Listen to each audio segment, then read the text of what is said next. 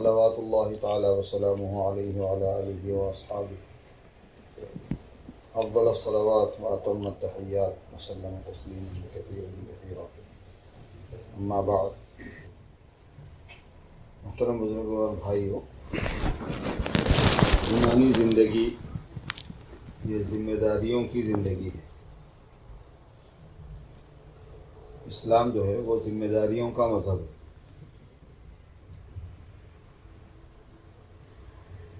اور مسلمان جو ہے وہ ذمہ داریوں کو سنبھالنے والے کا نام ہے. جو ذمہ داری اسلام نے بتائی، ان ذمہ داریوں کو جو سنبھالنے کا وعدہ کرتا ہے، اس کا نام مسلمان ہے. اب چاہے وہ ذمہ داری 1 ہو کہ 10 ہو کہ 100 ہو کہ 1000 ہو، ذمہ داری جو ہے اس کے لیے یہ نہیں ہے کہ بھائی 2 رہیں گے تو میں لے لوں گا، بقیہ میں نہیں لیتا، 4 میں لوں گا، بقیہ میں نہیں ذمہ داری سنبھالتا. 2 ذمہ داری ہو، 10 ذمہ داریاں ہوں، 50 ذمہ داریاں ہوں، اسلام کی طرف سے یہ ہدایت ہو جائے تو یہ تمہیں کرنا ہے، بس ختم. مسلمان اس کو بولتے ہیں کہ جو اس کے لیے سر دھڑ کی بازی لگا دے گا.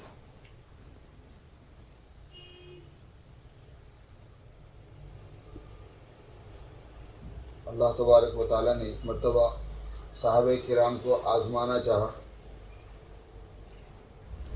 اور فرمایا کہ للہ ما فی السماوات و ما فی الارض، تو سب وہ چیزیں جو آسمانوں میں ہیں، سب وہ چیزیں جو زمینوں میں ہیں، وہ اللہ کی، اللہ مالک ہے.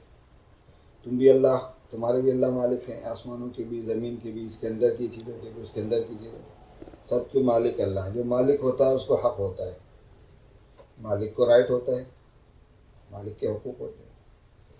وہی خالق ہے، وہی مالک ہے، مالک کو تو حق ہوگا ہی ہوگا. پھر اس کے بعد فرمایا کہ ان تبدوا ما فی انفسکم او تخفوہ یحاسبکم بہ اللہ. تمہارے جی میں جو باتیں آ رہی ہیں ان کو تم ظاہر کرو یا چھپاؤ، یا تمہارے اختیار میں آنے والی جو چیزیں ہیں، وہ جو تمہارے غیر اختیاری طور پر تمہارے دلوں میں خیالوں میں آنے والی ہیں، وہ سب کا حساب لوں گا. ان تبدوا ما فی انفسکم او تخفوہ، ظاہر کرو اس کو جو تمہارے جی میں ہے یا اس کو جو تم ظاہر نہ کرو. یحاسبکم بہ اللہ، حساب لے گا. حساب کا مطلب تو ذمہ داری کا ہو گیا. جو چیز کاؤنٹیبل ہو رہی ہے ذمہ داری ہوگی. فَيَغْفِرُ لِمَنْ يَشَاءُ وَيُعَذِّبُ مَنْ يَشَاءُ، جس کو چاہے گا وہ حساب لینے کے بعد معاف کرے گا، اور جس کو چاہے گا سزا دے گا. اللہ علی کل شیء قدیر، اللہ پر ہر شے پر قادر ہے، تو وہ اس بات پر بھی قادر ہے. کتابوں میں لکھا ہے کہ اس آیت کے نازل ہونے کے بعد صحابہ کو ایسا معلوم ہوا جیسے ان کی کمر ٹوٹ گئی. جب کوئی بہت زیادہ برڈن اور بہت زیادہ بوجھ آدمی پر پڑتا ہے نا تو اس کی کمر ٹوٹ جاتی ہے. ہم نے اپنے ساتھیوں میں سے بعض لوگوں کو ایسا دیکھا ہے کہ ان پر جب بہت زیادہ بوجھ پڑا تو نہ صرف کمر میں درد ہوا بلکہ گردے فیل ہو گئے. ہمارے ایک نوجوان دوست تبلیغ کا کام کرنے والے، اور کاروبار چل گیا کر لیا تو آدمی اچھا رہتا ہے، جب معاشی سہولت ہو جاتی ہے تو دین کے کام میں بھی سہولت ہوتی بول کے کاروبار میں حصہ لیے. ان سے پیسے لے کے لگا دی، 70-80 لاکھ روپے لگا دی. خدا کی کرنی ہے کہ وہ جس کے ساتھ لگائے تو انہیں ڈب کے مر گیا ایک دم. تو مرنے کے بعد یہی پتہ نہیں کہ اس نے انویسٹ کہاں کیا تھا. تو وہ 70 لاکھ کے 70 لاکھ ڈوب گئے. تو جن لوگوں نے پیسے لگائے تھے جن کے توسط سے، وہ ان کا گلا پکڑ لیے کہ بھائی ہم تو آپ کی صورت دیکھ کے لگائے تھے، مسئلہ تو ہم نہیں جانتے، ہم تو آپ کی صورت دیکھ کے لگائے تھے. لوگوں کو یہ بھی نہیں معلوم ہوتا کہ بھائی پہلے مسئلہ معلوم کر لیں. خیر وہ ہوا یہ کہ وہ ان پہ بوجھ پڑ گیا. وہ بیچارہ غریب آدمی تھا، وہ تھا پکا تبلیغی نیک آدمی تھا. وہ اتنا بوجھ پڑا اس کی طبیعت پر کہ اس کے گردے پھول گئے. کتابوں میں لکھا ہے کہ جب یہ آیت کریمہ نازل ہوئی تو صحابہ کو پریشانی ہوئی کہ جو ہمارے اختیار میں ہے اس کا تو ہم حساب دے دیں گے، آپ ہمارے سے ہر بات کا حساب دے دیں. لیکن جو اختیار میں نہیں ہے اس کا حساب کیسا دیں گے؟ دل میں تو خیال آنے والی چیز اختیاری نہیں ہوتی نا. دل کی مثال ہائی وے کی سی ہے، اس پہ خطرے چلتے رہتے، دل پہ کلام وارد ہوتا رہتا ہے. تو آپ کو پتہ ہی ہے، سب کو ہی پتہ ہے. اسی لیے اپن نماز میں بھی رہتے انہیں اپنے کام میں رہتا ہے، بلکہ ہم تو اس میں ہی زیادہ رہتے ہیں. امام صاحب کو کام پہ لگا دیتے، بولتے میں آتا ہوں کہ گھر کو جا کے آتا ہوں، جا کے آتے ہیں. خواتر میں رہتے ہم لوگ، دل پہ کلام وارد ہوتا رہتا ہے، اسی وجہ سے اس کو خطرہ بولتے ہیں. پہلے خطرہ ہوتا ہے، پھر حاجز ہوتا ہے، پھر ہم ہوتا ہے، پھر عزم ہوتا ہے، پھر نیت ہوتی ہے. یہ ہے ترتیب اس کی. 5 مرحلے سے گزرتا ہے. بلکہ ہم کے بعد فکر بھی ہوتی ہے، ہم سے پہلے فکر بھی ہوتی ہے. خطرے کے بعد میں اس کا ذکر ہوتا ہے، ذکر کے بعد میں فکر ہوتا ہے، فکر کے بعد میں ہم ہوتا ہے، ہم کے بعد میں عزم ہوتا ہے. 5-6 درجے ہیں بیچ میں اس کے، جو آدمی کے دل پر کلام وارد ہوتا ہے. ایک دم آتا ہے چلے جاتا ہے. اس کے بعد اگر آپ کو دیکھا اس نے کہ آپ جو ہے نا اس سے دلچسپی لیے جیسا ہے، مناسبت دکھ رہی تھوڑی، تو آنا جانا شروع کرتا تھوڑا. پھر اس کے بعد آپ انوالو ہونا شروع ہوتے ہیں، یہ کیا چیز ہے بول کے. اس وقت تک بھی میلان نہیں ہوتا.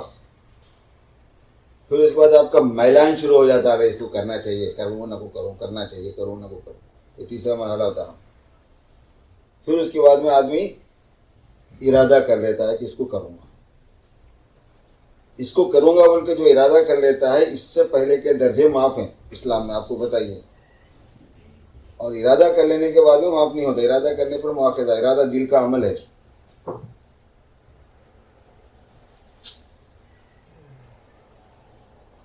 ارادے سے پہلے کے مرحلے معاف ہوتے ہیں.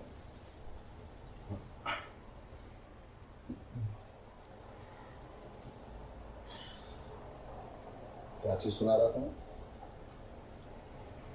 بات کس پہ سے نکلی ہے؟ صحابہ کرام کے دل کے اوپر جو ہے نا، مسئلہ یہ تھا کہ جو غیر اختیاری طور پر ان کو خیالات آ رہے تھے، اللہ نے کہا اس کا بھی حساب لوں گا. تو صحابہ کو بہت بوجھ پڑا. حضور پاک صلی اللہ علیہ وسلم کی خدمت میں حاضر ہوئے اور عرض کیا کہ اللہ کے رسول صلی اللہ علیہ وسلم کیسے ہوگا؟ جو چیز ہمارے اختیار میں ہے اس کی ذمہ داری ہمارے کو سمجھ میں آ رہی ہے، لیکن جو ہمارے اختیار میں نہیں ہے اس کی ذمہ داری سمجھ میں نہیں آ رہی کہ ہم اس کا حساب دیں. اللہ حضور پاک صلی اللہ علیہ وسلم نے فرمایا کہ تم ادب اختیار کرو، تم ادب اختیار کرو، تأدبوا. اور ادب یہ ہے کہ جب اللہ فرما رہے ہیں حساب لیں گے تو لینے دو. تم بولو کہ ٹھیک ہے صاحب دیں گے ہم سب. ہمارے خالق ہیں، وہ ہمارے مالک ہیں، وہ ہمارے رب ہیں. جب وہ بول رہے ہیں کہ میں تم سے حساب لوں گا ان باتوں کا بھی جو تمہارے اختیار میں نہیں ہے، تو تم ہمارا ادب کا تقاضا یہ ہے کہ ہم بولے ٹھیک ہے صاحب دیں گے ہم آپ. تو سمعنا و اطعنا بولو، سمعنا و اطعنا بولو، سن لیا ہم نے اور مان لیں گے، کر کے بتا دیں گے. ٹھیک ہے صاحب، مطلب تیار ہو گئے. تو صحابہ اس امتحان میں کامیاب ہو گئے. اس امتحان میں صحابہ کامیاب ہو گئے جو اللہ ان سے لینا ٹیسٹ کرنا چاہ رہے تھے، ایک خاص پس منظر میں، کہ ہر بات کا حساب دینے کو یہ تیار ہوتے نہیں ہوتے میرے لیے، ہر ذمہ داری کو اٹھانے کو تیار ہوتے نہیں ہوتے. تو اللہ پاک کو یہ ادا اتنی پسند آئی صحابہ کی کہ جبرائیل علیہ السلام کو یہ جملہ دے کے بھیج دیا، وقالوا سمعنا و اطعنا. انہوں نے تو یہ کہہ دیا کہ صاحب ہم نے سنا اور ہم مان لیں گے. اور یہ جملہ اتنا اللہ پاک کو پسند آیا تو اللہ کی خوشی کو محسوس کرتے ہوئے جبرائیل علیہ السلام کے ساتھ صحابہ کے ایک لشکر نے کہا ہم بھی ساتھ چلتے ہیں تمہارے ساتھ، حضور کے پاس لے جاتے وقت ہم بھی چلتے ہیں. 70,000 فرشتوں کے جلوس میں جبرائیل علیہ السلام یہ جملہ لے کر آئے، وقالوا سمعنا واطعنا. ارے صاحب انہوں نے تو کہہ لیا سمعنا واطعنا، کیونکہ سمعنا واطعنا اس سے پہلے لوگوں نے کبھی نہیں کہا تھا.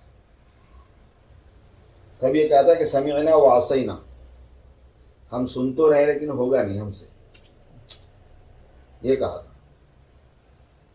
ہم سن تو رہے لیکن ہم سے ہونا مشکل لگ رہا ہے، ہوگا نہیں ہم سے. حضور پاک صلی اللہ علیہ وسلم کی امت کو یہ نہیں بولنا ہے کہ ہم سنتے رہے لیکن ہم سے ہوگا نہیں. گردن کی ٹھنڈی ہوا دیکھ، اب وہ گرمی ہوتی ہے بڑی گرمی، میرے کو ابھی سردی ہو جائے گی.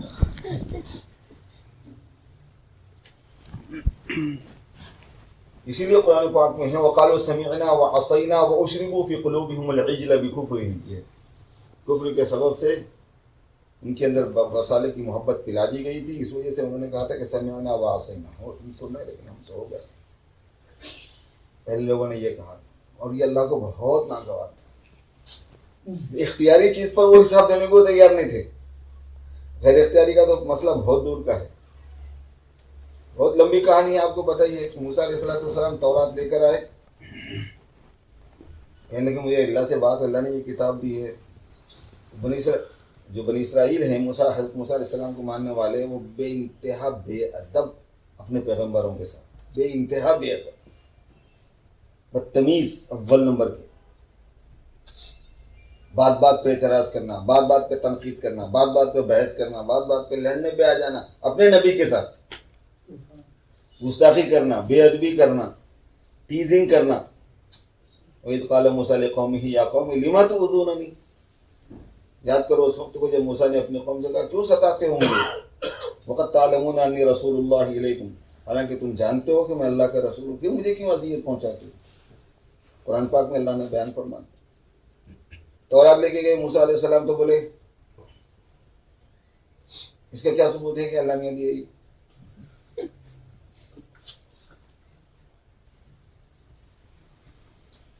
میں کیا کروں، میرے کو تو دیا اللہ نے.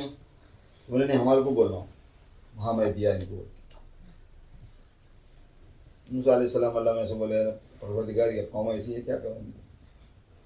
میں نے اٹھا کے تو لائے ہو ان کو مصر سے، اب کرو کچھ. اچھا ٹھیک ہے، ان میں سے 70 کو سلیکٹ کر کے لاؤ میرے پاس، تو پڑھو میں سنا دیتا ہوں. واختار موسیٰ قومہ 70 رجلا لمیقاتنا، موسیٰ علیہ السلام نے 70 کو چنا، ان میں سے چنندہ. یہ پرانے چن کے لاتے نہیں بات کو، 70 چنے ہوئے موسیٰ علیہ السلام لے کے گئے.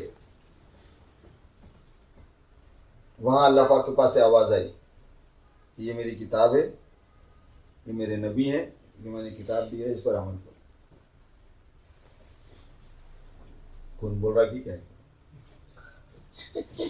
بےہودگی کی حد دیکھو، پتہ نہیں کس کی آواز ہے. کیسے بول رہے ہیں آپ کی؟ اللہ میاں کی آواز ہے. لن نؤمن لک حتی نری اللہ جہرا، ہم آپ کی بات کی تصدیق نہیں کریں گے جب تک کہ اللہ کو دیکھے نہیں اپنی آنکھوں سے. اللہ کو آنکھوں سے دیکھنا بے ادبی کی حد ہو گئی. کون دیکھ سکتا ہے ان کو؟ موسیٰ علیہ السلام بے ہوش ہو گئے، تم تو چپیتی کے شوربے میں ہو، حیثیت ہی نہیں تمہاری. بس جبرائیل علیہ السلام غصہ آ گیا، اللہ کی اجازت سے انہوں نے ایک زور سے ڈانٹ ماری، ساروں کے جگر پھٹ گئے، پورے مر گئے، 70 کے 70 سارے مر گئے. اب قوم جو ہے نا، یہ سلیکٹڈ لوگوں کا حال ایسا ہے. اب یہ مر گئے 70 کے 70 لے کے جائیں گے، موسیٰ علیہ السلام جا کے بولیں گے کہ وہاں ان لوگوں نے بے ادبی کی تھی، اللہ نے مار دیا. تو جب جو چنے ہوئے تھے وہ ایسی باتیں کر رہے تھے تو یہ لوگ کیا بات کریں گے؟ موسیٰ کچھ گڑبڑ تھی، دال میں کالا تھا، سب کو مار کے آ گئے تم لوگ. موسیٰ علیہ السلام نے کہا کہ پروردگار اگر آپ چاہتے تو وہیں مار دیتے ہیں، آپ کو تو معلوم ہی تھا یہ کیا کرنے والے ہیں، اللہ تعالیٰ کو تو پہلے سے معلوم ہو رہا تھا. اب یہاں آپ نے مار دیا ان کو، اب یہاں آپ نے مار دیا ہے تو میں جاؤں گا قوم میں، تو قوم تو میرے پر بھروسہ نہیں کرے گی. تو موسیٰ علیہ السلام کی بات اللہ تعالیٰ بہت رکھتے تھے. موسیٰ علیہ السلام بہت ہی یعنی ایسے پیغمبر ہیں اور العظم پیغمبروں میں سے کہ اللہ پاک ان کی لاج بہت رکھتے تھے. کہنے کہ ٹھیک ہے، یہ 70 کے 70 کو اٹھاتا ہوں. پورے 70 کو دوبارہ زندہ کیا. قرآن پاک میں ہے سب، یہ ان 70 کو دوبارہ زندہ کیا. زندہ کرنے کے بعد میں کہا اب تو نہیں کرو گے تقاضا کہ دیکھنا چاہ رہے؟ نہیں نہیں نہیں، اب تو تقاضا نہیں کر سکتے، صحیح ہے نہیں دیکھ سکتے ہم مان رہے کہ آپ کی بات. تو بولے اس پر عمل کرو گے تورات پر. تو بولے نہیں ہم کو تورات منظور نہیں. اس کے باوجود بھی تو اللہ تبارک و تعالیٰ نے طور پہاڑ کو ان کے سر پہ کر دیا، اس کے ایک ٹکڑے کو. حدیثوں میں آتا ہے ورفعنا فوقهم الطور کی جو آیت ہے نا قرآن پاک میں، اس کی تفسیر میں حدیث میں آتا ہے کہ طور پہاڑ ایک بالش کے اوپر تھا ان کے سر کے، صرف ایک بالش اوپر تھا. مانتے یا ابھی چھوڑو اس کو؟ بولے نہیں نہیں مانتے مانتے مانتے مانتے. تو پھر طور پہاڑ کو ہٹایا گیا ان سے، لے جاؤ اس کو، اس پر عمل کرنا. تب یہ بولے سمعنا وعصینا، ہم سن تو رہے لیکن ہوگا نہیں، یہ ہوگا نہیں اپنے سے. بڑی ان کی داستان سنائی گئی ہے قرآن پاک میں، بہت تفصیل سے سنائی گئی ہے، اور اسی لیے سنائی گئی ہے کہ امت مسلمہ کو یہ نہیں کرنے کا ہے. وَلَا تَكُونُوا كَالَّذِينَ قَالُوا سَمِعْنَا وَهُمْ لَا يَسْمَعُونَ. تم ان لوگوں کی طرح سے مت ہونا جنہوں نے کہا تھا کہ ہم نے سنا لیکن وہ سنتے نہیں تھے.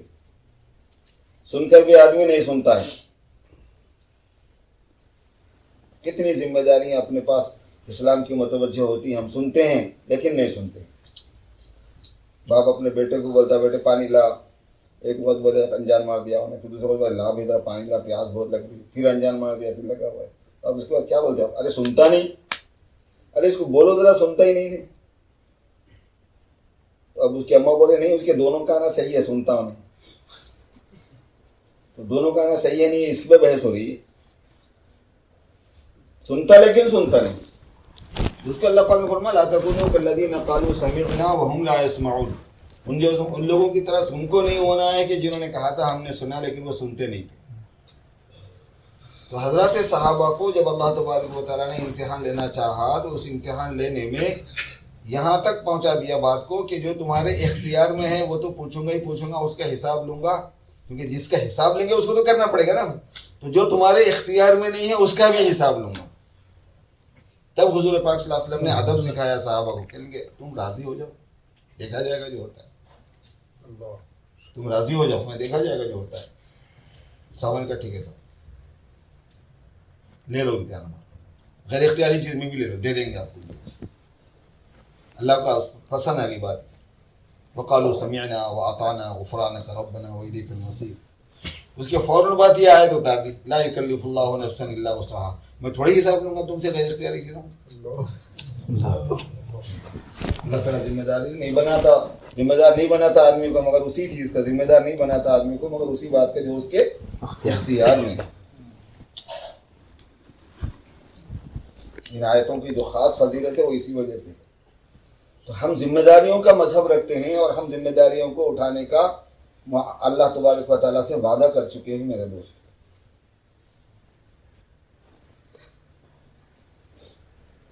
اور اسی لیے جگہ جگہ اللہ پاک نے ہم سے اس وعدے کا مطالبہ بھی کیا ہے. یا ایھا الذین آمنوا اوفوا بالعقود، اے ایمان والو میرے وعدوں کو پورا کرو. اور وہ کباب سے وعدہ کریں، کوئی لکھت پڑھت نہیں ہے، کوئی یاد نہیں ہے ہمارے کو، کوئی اگریمنٹ ہم کو یاد نہیں، کوئی اپنے سے بات ہی نہیں ہوئی تھی. کوئی نہیں بات ہوئی تھی، تم کو نہیں پتا ہے، اب ہم یاد دلا رہے نا. کیا معاہدہ تھا؟ معاہدہ یہ تھا کہ جب تم نے کلمہ پڑھ لیا تو معاہدہ کر لیا تھا. لا الہ الا اللہ کہنے والا معاہدہ کر لیتا ہے، اور محمد الرسول اللہ کہنے والا معاہدہ کر لیتا ہے. ایک ایگریمنٹ ہے یہ. لا الہ الا اللہ کی گواہی دینا ایک معاہدہ ہی ہے، اور محمد الرسول اللہ صلی اللہ علیہ وسلم کی گواہی دینا ایک معاہدہ ہے. معاہدے کے جو الفاظ ہوتے ہیں نا، جب شروع میں جب ڈیل ہوتی ہے نا، اس میں سب ڈیٹیل نہیں ہوتی، وہ اس کے آگے پیچھے سمجھا دی جا چکی ہوتی ہیں پہلے ہی. اس کا سب سے بہترین اگزامپل جو ہے وہ یہ ہے کہ ہماری شادی میں جو اپنا ایجاب قبول ہوا تھا، جب کون کون سی ڈیٹیل سامنے آئی. قاضی صاحب بیٹھ کے بولے فلاں صاحب اپنی وکالت سے اپنی بیٹی کو اتنے مہر کے بدلے میں ان گواہوں کے سامنے آپ کے نکاح میں دیے، کیا آپ نے منظور کیا؟ ہم تو خوشی میں بول دیا ہاں منظور کیا. انہیں بھی 2 وقت 3 وقت پکا کرتا. منظور کیا اپنی ذات کے لیے کیا, اپنے نفس کے لیے کیا؟ تو بولتے ہاں اپنی ذات کے لیے کیا, اپنے نفس کے لیے کیا. ہمارے پاس مکتب میں ایک بڑے میاں تھے, بہت بڑی عمر کے تھے. جب کوئی شادی میں دولہا جو ہے نا یہ بولتا کہ میں نے اس کو اپنی ذات اور نفس کے لیے منظور کیا, وہ زور سے بولتا تھا, پھنس گیا تھا, پھنس گیا. اب زندگی بھر روتا رہیں گا, ایک منظور کیا نہیں ہوتا یہ بولے. اب شادی ہو گئی, اس کے بعد میں گھر والی بول رہی ہے کہ گروسری لے کے آؤ, ترکاری لے کے آؤ, غلہ لے کے آؤ.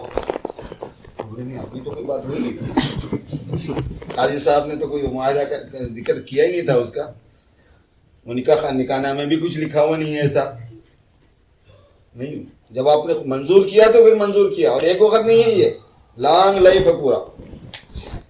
کپڑے چاہیے, اپنا تو کوئی بات ہی نہیں ہوئی تھی. رہائش کا انتظام کرو, اپنے سے تو کوئی بات ہی نہیں ہوئی تھی, ایسی نہیں کر سکتے. جب ایجاب اور قبول ہو گیا تو ایک ایگریمنٹ ہو گیا. اسی وجہ سے حضور پاک صلی اللہ علیہ وسلم نکاح کے موقع پر جو خطبہ پڑھتے تھے اس میں یہ آیت ضرور پڑھتے تھے, اتقوا اللہ وقولوا قولا سدیدا, اللہ سے ڈرو اور سیدھی بات بولو. جو بول رہے ہو نا سوچ کے بولو. اس بول میں بہت کچھ ہے, اس میں اخلاق سے زندگی گزارنا ہے. معاشرت بالمعروف چوتھا حق ہے نا اپنے ذمے, یاد رہنا اپنے ذمے کی شادی ہوگی ہماری تو ہمارے ذمے حق ہے کیا کیا. بنیادی طور پر 4 حق اپنے ذمے ہیں اہلیہ سے متعلق. نفقہ, کسوہ, سکنا, یہ 3 چیزیں ہوتی ہیں, کھانا, پہننا اور رہنا. اور چوتھی چیز ہوتی ہے معاشرت بالمعروف, اخلاق سے زندگی گزارنا. بدتمیزی نہیں, بد اخلاقی نہیں, بے عزتی نہیں, تحقیر نہیں, تذلیل نہیں, خاندان کو گننا نہیں, ظلم نہیں, تقشف اور روکھا پن نہیں. میاں بیوی کا کیس وہ ان واحد کیسوں میں شمار کیا گیا ہے روایتوں میں کہ جس کو اللہ تبارک و تعالیٰ براہ راست ڈیل کریں گے میدان حشر. یہ کیس تو میں دیکھوں, اس کو بیچ میں دوسروں کو مت آؤ, کیونکہ یہ جو میری بندی تھی, اس بندی کے ساتھ میں ایک لمبا ٹائم تھا اس کا, اسرت میں, یسرت میں, سہولت میں, خوشی میں, غم میں, اندھیروں میں, اجالوں میں, تنہائی میں. اور یہ کمزور, اس کے ساتھ کوئی بھی کر لو, کوئی پوچھنے والا نہیں, کوئی دیکھنے والا نہیں ہے. تو اس کو تو میں ایک ایک بات اس کی میں نمٹاؤں گا. یہ بہت سخت کیس ہے میاں بیوی کا.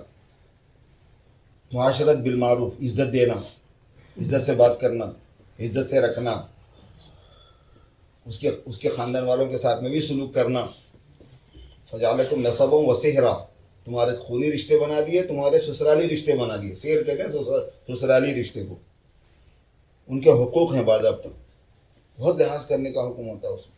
تو یہ جو ایجاب و قبول کے موقع پر یہ سب چیزیں انکلوڈ شامل ہیں اس میں.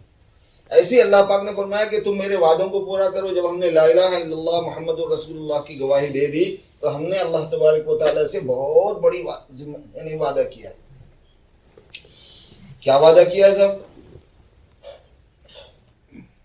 ہم نے کہا آپ ہمارے الہ ہیں, ہم نے مان لیا اس کو, آپ لائق عبادت ہیں, آپ کی پوجا ہوگی, آپ کی عبادت ہوگی, آپ ہمارے معبود ہیں. معبود کے سامنے عابد جو ہے نا کسی چیز میں اپنے نہیں چلا سکتا, اس کو بولتے ہیں عابد. معبود عابد کسی کو معبود تسلیم کر لینے کے بعد, لائق عبادت تسلیم کر لینے کے بعد میں بندگی کا ایگریمنٹ ہے. جیسا ہم وعدہ کرتے ہیں آپ کی بندگی کریں گے. عبدیت, عبد شدن, بندہ ہو جانا. بندہ ہو جانے میں صرف عبادت نہیں رہتی, عبادت بھی ایک حصہ ہے بندگی کا. عبادت ایک حصہ ہے بندگی کا. عبدیت کیا ہوتی ہے؟ جو بولے, جب بولے, جیسا بولے, جس کے ساتھ بولے, جس لائن میں, جس شعبے میں بولے وہ کرنا ہوتا ہے. یہ اجیر نہیں ہوتا, یہ نہ اجیر خاص ہے نہ اجیر مشترک ہے. اجیر بولے تو آپ کو جاتے نا, اجرت پر ہوتا نا وہ کام. اس میں 2 قسمیں ہوتی ہیں, اجیر خاص, اجیر مشترک. ہماری فقہی کتابوں میں جو لکھا ہوا رہتا ہے, اجیر خاص کا مطلب یہ ہوتا ہے کہ اس کا کام سے معاملہ رہتا ہے. جیسے درزی ہے, آپ اس کو بولتے ہیں بھائی یہ کپڑے سینے کا ہے, ٹائم کے ساتھ نہیں رہتا معاملہ اس کا. تو 6 بجے سے 6 بجے تک سیتے رہیں گا, اس کو ایسا بولتے ہیں, کام سے ہے. یہ اجیر خاص کہلاتا ہے. یہ کام ہے صاحب, یہ مشین بنا کے دینا ہے, یہ کمپیوٹر خراب ہو گیا اس کو بنا کے دینا ہے, یہ فریج خراب ہو گیا اس کو بنا کے دینا ہے. یہ سب یہاں سے وہاں تک یہ اجیر خاص ہوتے ہیں پورے. یہ مکان بنانا ہے, یہ دیوار بنانا ہے, کنٹریکٹ پہ دیے جانے والے وہ بھی اجیر خاصی ہوتے ہیں. اور ایک اجیر مشترک ہوتا ہے جس میں ٹائم کی پابندی ہوتی ہے. ہم زیادہ تر ہم لوگ اجیر مشترک ہوتے ہیں, 6 بجے سے 6 بجے تک ہی نوکری ہے, ہفتے میں 5 دن 6 دن جو بھی ہے اپنے جہاں آپ کا جیسا معمول ہے. اس میں کام بھی رہتا ہے کہ 6 بجے سے 6 بجے تک رہنا, یہ بھی کام کرنا ہے. اور ایک ایسا ہوتا ہے کہ نوکر ہوتا ہے, وہ ہم جس کو اپنی سہولت کے واسطے نوکر بولتے ہیں. نوکر جو ہے نا عبد سے بھی ذرا پیچھے ہے, عبد اس سے بھی آگے کی چیز رہتی. ذرا نوکر کے ساتھ کیا ہے, اس کی کوئی ڈیوٹی مقرر نہیں رہتی اور ٹائم بھی مقرر نہیں رہتا.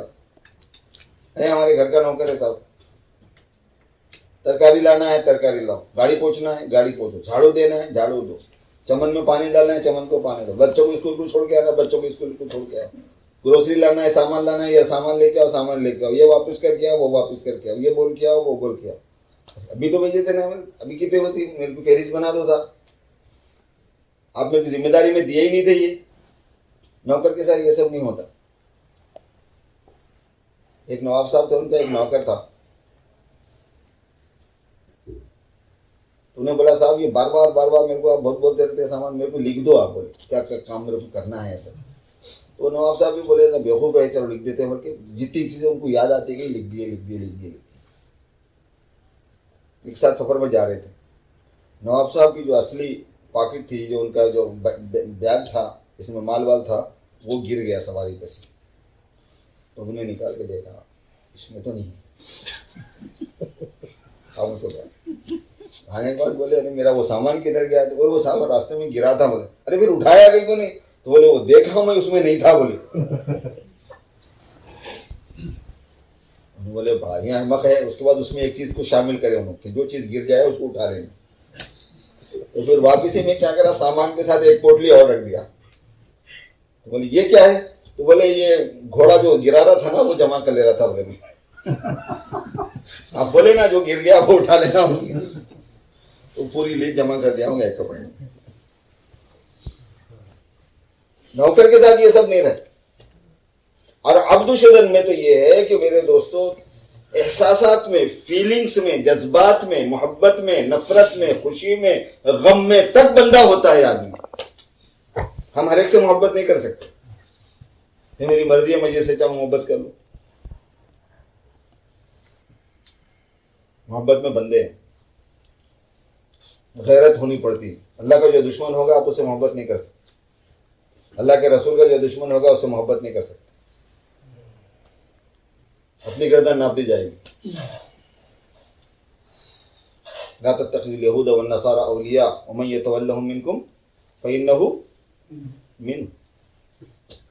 یہود و نصارہ سے اگر دوستی کرو گے تو ہم تمہارا شمار ان میں کریں گے. قرآن شریف کے کھلے الفاظ ہیں. جو اٹھیں گے مسلم کی حیثیت سے نہیں اٹھیں. اس قدر بات اللہ بچائے.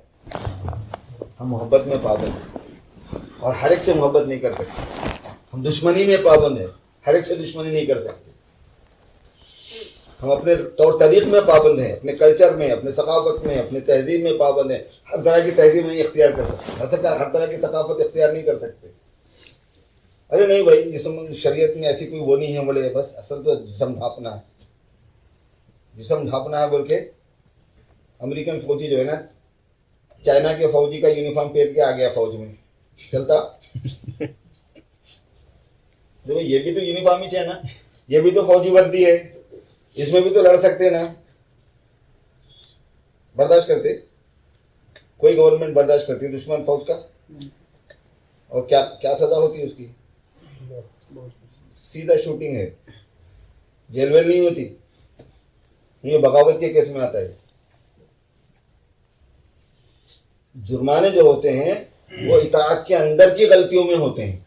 یہ پتا ہے نا, اطاعت کے اندر کی غلطیوں میں جرمانے ہوتے ہیں. ریڈ لائٹ پہ سے چلے گئے آپ, باغی نہیں ہیں, اب مجرم ہیں. لہٰذا یہ 300 ریال دو, 500 ریال دو, جتنے بھی ریال دینا ہے دو. کیونکہ باغی نہیں ہے, مجرم, غلطی ہو گئی. لیکن اگر بغاوت کے بارے میں کسی کو معلوم ہو گیا تو چھوڑتے اس کو, اعدام ہے, ختم, ملیں گے نہیں پھر آپ کو زندگی بھر کبھی. اللہ تبارک و تعالیٰ غیرت فرماتے ہیں، من تشبہ بقوم فہو منہم کا یہ مطلب ہے، بہت غیرت ہے۔ اسی وجہ سے فرمایا کہ مردوں کا لباس عورتیں پہنیں، اللہ پاک نے لعنت فرمائی ہے عورتوں پر، عورتوں کا لباس مرد پہنے، لعنت فرمائی ہے مردوں پر۔ آج کل بڑا رواج چل پڑا چوٹیاں چھوڑنے کا، یہ کرنے کا، وہ کرنے کا، شادیوں میں دوپٹے ڈال لینے کا۔ آج کل شادی میں بڑی شیروانی کے ساتھ بڑا دوپٹہ آ رہا رنگین، وہ اصل میں عورتوں کی مشابہت ہے۔ وہ پتہ ہی نہیں ہمارے دوستوں کو، ہمارے ساتھیوں کو، مسلمان کو کہ بھائی کیا ہو رہا ہے یہ، تب یہاں سے وہاں تک زندگی بدل رہی ہے پوری۔ عبدیت میں ہوتا یہ ہے کہ آدمی بندہ غلام ہوتا ہے اور اپنی مرضی ختم ہو چکی ہوتی ہے، مرضی دی گئی ہے اور مرضی ختم کرنے کا حکم دیا گیا ہے۔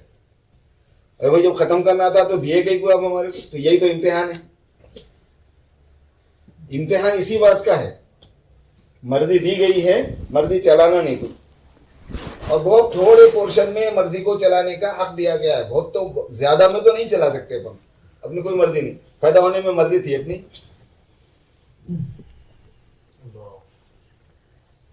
ہماری مرضی ہوتی تو اپن مکے مدینے میں ہوتے تھے، ادھر ادھر کہیں ہوتے تھے، بڑے ہونے میں نہیں، جوان ہونے میں نہیں، تندرست ہونے میں نہیں، عزت پانے میں نہیں، مالدار ہونے میں نہیں، صحت یاب ہونے میں نہیں، بیمار ہونے میں نہیں، زندہ رہنے میں نہیں، جوان ہونے میں نہیں، بوڑھا ہونے میں نہیں، ہماری اس میں اختیارات کچھ نہیں چلتے۔ جوانی نکل گئی، جو جا کے نہ آئے وہ جوانی دے گی، اور جو آ کے نہ جائے وہ بڑھاپا دیکھا۔ بڑھاپا آنے کے بعد بولتا جی نہیں صاحب اپنی پکی دوستی ہے، ہم دونوں ساتھ ہی دیں گے، بڑھاپا نہیں جاتا۔ جو آ کے نہ جائے وہ بڑھاپا دیکھا، اور جو جا کے نہ آئے وہ جوانی دیکھی۔ سب چیزوں میں ہمارا نہیں چلتا، بالکل بہت تھوڑی چیزوں میں چلتا ہے، چاہے تو سو جاؤ، چاہے تو آ کے مجمع میں دین کی بات سننے کے لیے بیٹھ جاؤ، چاہے تو نماز پڑھ لو، چاہے سو جاؤ۔ ایسی چیزوں میں اپنی مرضی تھوڑی اللہ پاک نے امتحان کے لیے رکھی ہوئی ہے۔ تو جن چیزوں میں مرضی رکھی ہوئی ہے ان چیزوں میں مرضی ختم کر دینا، یہ ہے بندگی۔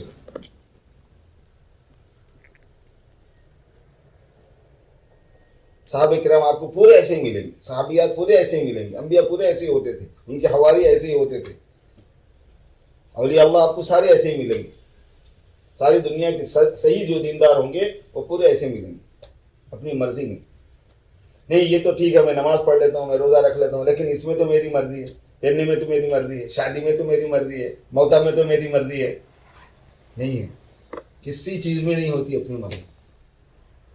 اور آخر کتنی باتوں میں تمہاری چلانا، آخر ہماری بھی تو کہیں چلانے دو، آدمی سوچتا ہے نا۔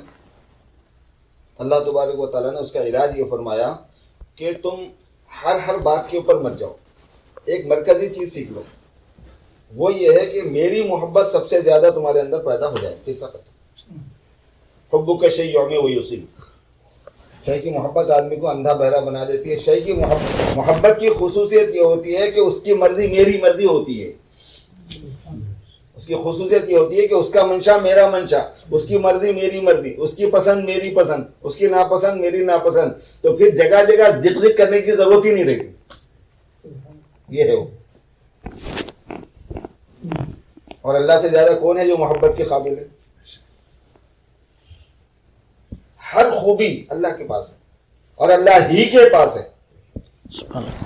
اللہ نے یہ فرمایا کہ خوبی میری ہے اور میرے ہی پاس ہے وہ، اسی وجہ سے الحمدللہ ہے رب العالمین، ساری تعریفیں اللہ کے لیے۔ کیوں؟ اگر تھوڑی سی بھی خوبی کسی دوسرے کی ہوتی تو اس میں سے بولتے کہ فلاں فلاں چیز میں دوسرے کی تعریف ہے، ساری میری نہیں ہے۔ ساری میری کا مطلب دوسرے کے پاس میں بھی جو ہے اس کا کہاں سے ہے؟ انہیں بنایا اس کو، انہیں خریدا اس کو، انہیں پیدا کیا اس کو، وہ کہاں سے آیا اس کے پاس؟ وہ ہوتا کون ہے؟ اس کے پاس تو کچھ اس کا اپنا ہے ہی نہیں۔ کوئی مخلوق اپنی کوئی چیز اون نہیں کرتی، امانت رہتی اس سے اس کے پاس، مخلوق کے پاس چیز اون کوئی نہیں کرتا۔ اپنی جان اپنی نہیں ہے، اپنی باڈی اپنی نہیں ہے۔ اگر میری اپنی جان ہوتی نا تو میں خودکشی جائز ہوتی، میری مرضی ہے صاحب میں زندہ رہنا چاہوں نہ رہنا چاہوں۔ میری باڈی میری ہوتی تو میں اپنا ہاتھ خود ہی کاٹ لے سکتا تھا، کاٹ سکتا ہوں میں اپنا ہاتھ اسلام میں، کیوں نہیں کاٹ سکتا؟ میرا اگر ہاتھ ہے تو میں مرضی میری کاٹ لینا ہے تو کاٹ لیتا ہوں، نہیں کاٹنا نہیں کرتا، نہیں کر سکتے آپ۔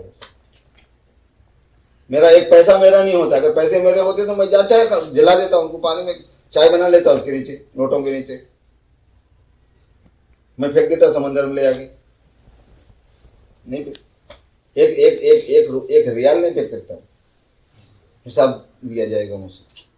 خرچ کرنے میں بندے ہیں، کمانے میں بندے ہیں، تعلقات رکھنے میں بندے ہیں، تعلقات توڑنے میں بندے ہیں، محبت کرنے میں بندے ہیں، نفرت کرنے میں بندے ہیں، صلہ رحمی کرنے میں بندے ہیں، قطع رحمی کرنے میں بندے ہیں، عبادت میں بھی بندے ہیں، معاملات میں بھی بندے ہیں، معاشرت میں بھی بندے ہیں، اخلاق میں بھی بندے ہیں، ثقافت میں، تہذیب میں، کلچر میں، سب میں ہم اللہ کے بندے ہیں۔ اور اللہ پاک نے بندے ہونے کا شعور صحیح ہو جانے کے لیے اپنی خالقیت، اپنی مالکیت، اپنی حاکمیت، اپنی ربوبیت، اپنی حفاظت، اپنے ہاتھ میں اختیار کا ہونا، ساری مخلوق کا محتاج ہونا، کتنا کھول کھول کر بیان فرمایا قرآن۔ یہ تبلیغ میں جو سب سے پہلے یہ سبق جو چلتا ہے نا، کرنے والی ذات اللہ کی ہے، اس کے ہاتھ میں سب کچھ ہے، وہی عزت و ذلت کا مالک ہے، وہی نفع نقصان کا مالک ہے، توحید افعالی کا بیان بولتے ہیں اس کو۔ توحید افعالی سے شروع ہوتی ہے دعوت، کیونکہ مسلمانوں میں توحید شرک ذاتی اور شرک صفاتی نہیں ہوتا۔ اور یوسف صاحب رحمۃ اللہ علیہ فرمایا کرتے تھے کہ مسلمانوں میں شرک ذاتی اور شرک صفاتی نہیں ہوتا، اس لیے شرک افعالی ان میں ہوتا ہے، اس لیے توحید افعالی سے دعوت شروع کرو، یہ ہے وہ مسئلہ۔ افعال مانے کرنے والا ہے، فعل کرنا، کرنے والی ذات اللہ کی ہے۔ کہاں سے شروع کر رہے ہیں ہم بات کو؟ توحید افعالی سے شروع کر رہے ہیں۔ توحید ذاتی ہم پہلے سے رکھتے ہیں اپنے پاس، توحید صفاتی بھی اپنے پاس ہے۔ افعال میں گڑبڑ ہو جاتی، کیونکہ کام ہم مخلوق سے ہوتے ہوئے دیکھتے ہیں تو ذہن ہمارا ادھر جڑ جاتا ہے، نفع جڑ جاتا ہے، نقصان جڑ جاتا ہے، عزت جڑ جاتی ہے، ذلت جڑ جاتی ہے، کام بننا جڑ جاتا ہے، کام بگڑنا جڑ جاتا ہے، پرورش کا نظام بگڑ جاتا ہے، پیدائش کا نظام بگڑ جاتا ہے، حاکموں سے ذہن جڑ جاتا ہے، وزیروں سے ذہن جڑ جاتا ہے، کمپنی کے اونر سے ذہن جڑ جاتا ہے، پیسے والوں سے ذہن جڑ جاتا ہے، طاقت والے سے ذہن جڑ جاتا ہے، علاج کرنے والے سے ذہن جڑ جاتا ہے، کھیتی کرنے والے سے ذہن جڑ جاتا ہے، زمین سے ذہن جڑ جاتا ہے، جانوروں سے ذہن جڑ جاتا ہے، کیونکہ ان سے نفع نقصان کی شکلیں انسان مشاہدہ کرتا ہے، تو فعل اس کے پیچھے کا جو ہے نا وہ ذہن میں نہیں آتا کہ اس کے پیچھے تو کام کسی اور کا ہے، اس کے پیچھے ہاتھ کسی اور کا ہے، حرکت کسی اور کی ہے، وہ ذہن سے نکل جاتا ہے، اس لیے وہاں سے بات شروع کرتے۔ ورنہ اصل تو توحید ذاتی سے بات آتی ہے، توحید ذاتی، توحید صفاتی، توحید افعالی، توحید آثاری، چار توحیدیں ہوتی ہیں۔ اس کے مقابلے میں چار شرک ہوتے ہیں، شرک ذاتی، شرک صفاتی، شرک افعالی، شرک آثاری۔ پھر اس سے اس کے ضمن میں ہے وہ شرک فی الالوہیت ہے، شرک فی العبادت ہے، شرک فی الاستعانت ہے، شرک فی الفلاح ہے، شرک فی الفلاح ہے، استعانت میں شریک کرنا، عبادت میں شریک کرنا، الوہیت میں شریک کرنا، یہ اسی کے برانچز ہیں، ذیلی چیزیں ہیں۔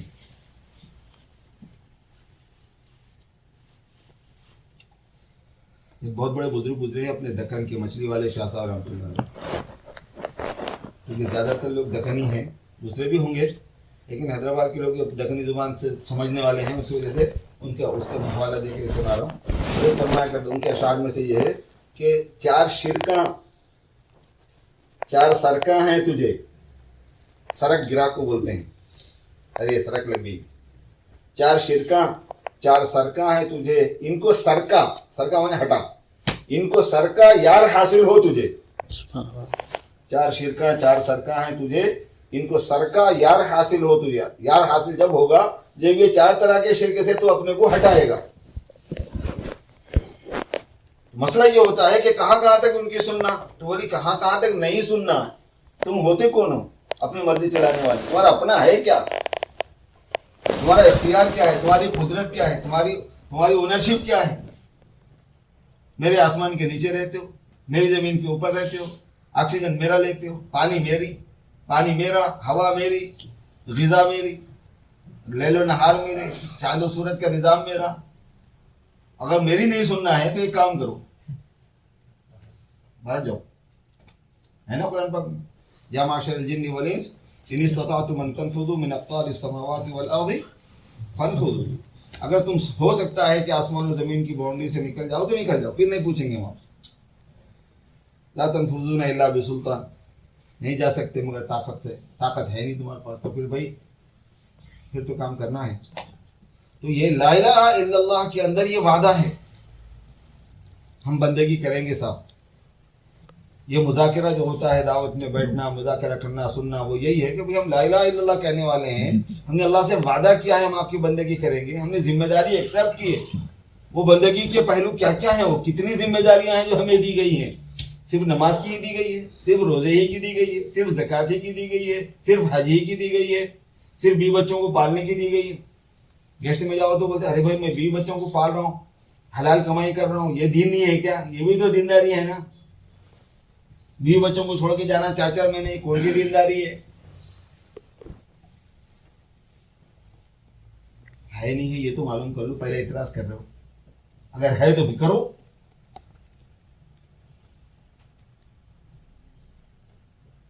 رمضان میں ایک آدمی روزہ رکھ رہا ہے, اس کے بعد نماز پڑھنے کو بولے, اس کو نماز بول رہا ہے کہ بھائی روزہ رکھ رہا ہوں نا, ابھی کیا ہوں.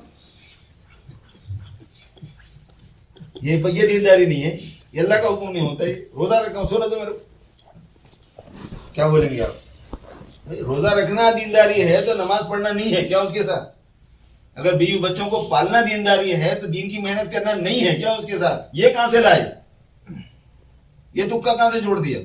یہ بے خودگی کہاں سے آ گئی؟ اعلیٰ درجے کی جہالت ہوتی ہے ایسا بولنے والے میں. جاہل بالکل, جہل مرکب والا, وہ بھی ڈبل جہالت والا. ایک ہوتی ہے جہالت بسیط اور ایک ہوتی ہے جہالت مرکب. جہل بسیط کا مطلب یہ ہوتا ہے کہ ایک آدمی بولے میرے کو نہیں معلوم. جہالت مرکبہ اس کو بولتے ہیں کہ ایک آدمی غلط چیز کو بولتا میرے کو معلوم ہے. ڈبل جہالت ہو جاتی ہے. ایک چھوٹا بچہ کوئی چیز آسمان پہ اڑ رہی ہو, ایک جہاز آسمان پہ اڑ رہا ہو, یہ بولے اس کو کہ یہ کیا ہے, تو ایک بچہ بولے میرے کو نہیں معلوم اس کو کیا بولتے, کیونکہ 1.5 سال 2 سال کا بچہ ہے, اس کو نہیں معلوم نام کیا ہے. گرمی ہو رہی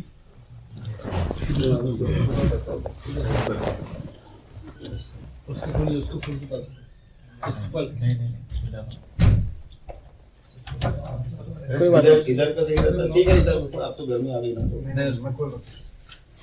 صحیح ہے.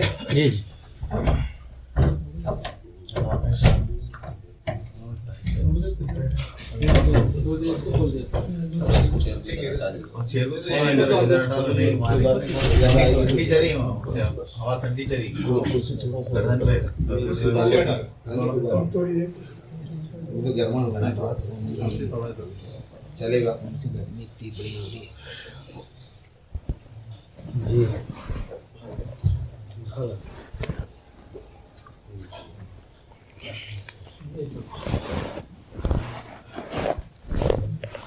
اس لیے اللہ تبارک و تعالیٰ نے, جو کہ ہمارے خالق ہیں, جو کہ مالک ہیں, جو کہ رب ہیں, جو کہ منعم ہیں, سارے انعامات وہی دیتے ہیں, ساری نعمتیں ہمارے پاس انہی کی ہیں. ہم نے اب تک جو کھایا ہے ان کے دینے سے کھایا ہے, ہمارے پاس جتنے پیسے ہیں ان کے دینے سے ہیں, جتنا پہنایا ہے ان کے پہنانے سے ہیں, ہماری آنکھ ان کے دینے سے, ہمارا کان ان کے سنوانے سے سنتے ہیں, ہماری زبان ان کے کہلوانے سے ہم کہتے ہیں, چلنا پھرنا ان کی وجہ سے. اور ہم جب پیدا ہوئے تھے جب محتاج تھے ان چیزوں کی, ایسا نہیں ہے. پیدا ہوتے خود آنکھ آ گئے نا بچے کو, اب وہ ہے وہی آنکھ والا ہے, مرنے تک ضرورت نہیں, ایسا نہیں ہے مسئلہ. آنکھ کی ضرورت آدمی کو ہر وقت میں ہوتی ہے.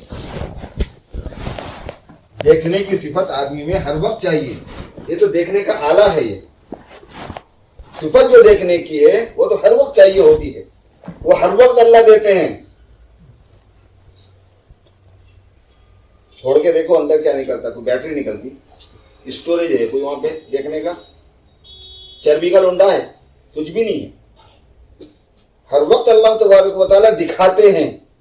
ہماری آنکھ ایسی ہے جیسے لائٹ, کرنٹ ہر وقت آتا ہے اس میں جب لائٹ جلاتے ہیں آپ. یہ نہیں کہ ایک وقت جل گیا تو جل گیا ختم, ایک وقت لگا لیے, گھر میں آتے وقت کرائے کو لیتے وقت لگا دیے تو لگا دیا, ایسا تھوڑی. آپ ہر مہینہ بل دیتے نہیں دیتے ہیں تو جو آپ کا پہلے کا کرایہ رہتا ہے اس میں انکلوڈ رہتا نہیں رہتا, کیوں دیتے بھائی؟ اس کے اندر ہر وقت کرنٹ آتا ہے, فنا اور بقا کا نظام ہوتا ہے اس میں. کرنٹ جلتا ہے پھر نیا آتا ہے, کرنٹ جلتا ہے پھر نیا آتا ہے, تبھی تو بل بنتا ہے کہ آپ مہینے میں اتنا جلائے, سال میں اتنا جلائے, 6 مہینے میں اتنا جلائے. مگر اتنے تسلسل سے ہوتا ہے وہ کہ آپ کو لائٹ کھلی ہوئی نظر آ رہی ہے, حالانکہ انہیں بند بھی ہو رہی کھل بھی رہی. بند ہونا نظر نہیں آتا, فنا نظر نہیں آتا. اس کو صوفیہ کی اصطلاح میں تجدد امثال کہتے ہیں، صوفیہ کہتے ہیں کائنات میں تجدد امثال ہے، یعنی اللہ تبارک و تعالیٰ کی طرف سے وجود کا فیضان، صفات کا فیضان ہر وقت ہوتا ہے، کنٹینیو ہوتا ہے، ہمیں دکھتا نہیں ہے۔ تسلسل کی وجہ سے صرف ایک چیز مشاہدے میں آتی، دوسری چیز نہیں آتی۔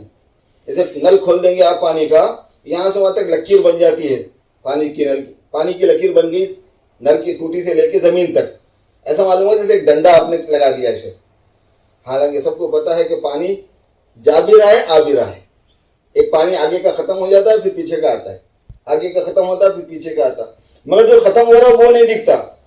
ہمارے دیکھنے میں یہ نظام ہے، ہمارے سننے میں یہ نظام ہے، ہمارے بولنے میں یہ نظام ہے، ہماری حیات میں یہ نظام ہے، ہماری قدرت میں یہ نظام ہے، ہمارے علم میں یہ نظام ہے، ہمارے ارادے میں یہ نظام ہے۔ کتنے محتاج ہیں، ایک پلک جھپکنے کے برابر بھی اللہ تبارک و تعالیٰ سے بے نیازی نہیں ہو سکتی، ایک پلک جھپکنے کے برابر۔ کوئی ہو، بادشاہ ہو، امیر ہو، رئیس ہو یا فقیر ہو، رعیت ہو، کوئی ہو، عالم ہو، جاہل ہو، شہری ہو، دیہاتی ہو، پڑھا لکھا ہو، بے پڑھا لکھا ہو، یا ایھا الناس انتم الفقراء، اے لوگو تم سب فقیر ہو۔ اللہ تبارک و تعالیٰ کی شان ہے، ان کا کلام ہے یہ، اس میں کوئی ایکسیپشن نہیں ہے۔ کسی کے بارے میں انہوں نے یہ نہیں کہا کہ فلاں نہیں ہے فقیر، سب فقیر ہو۔ الناس میں الف لام بھی ایسے ہی ہے جیسے الحمد میں الف لام ہے، سب کو شامل کرتا ہے۔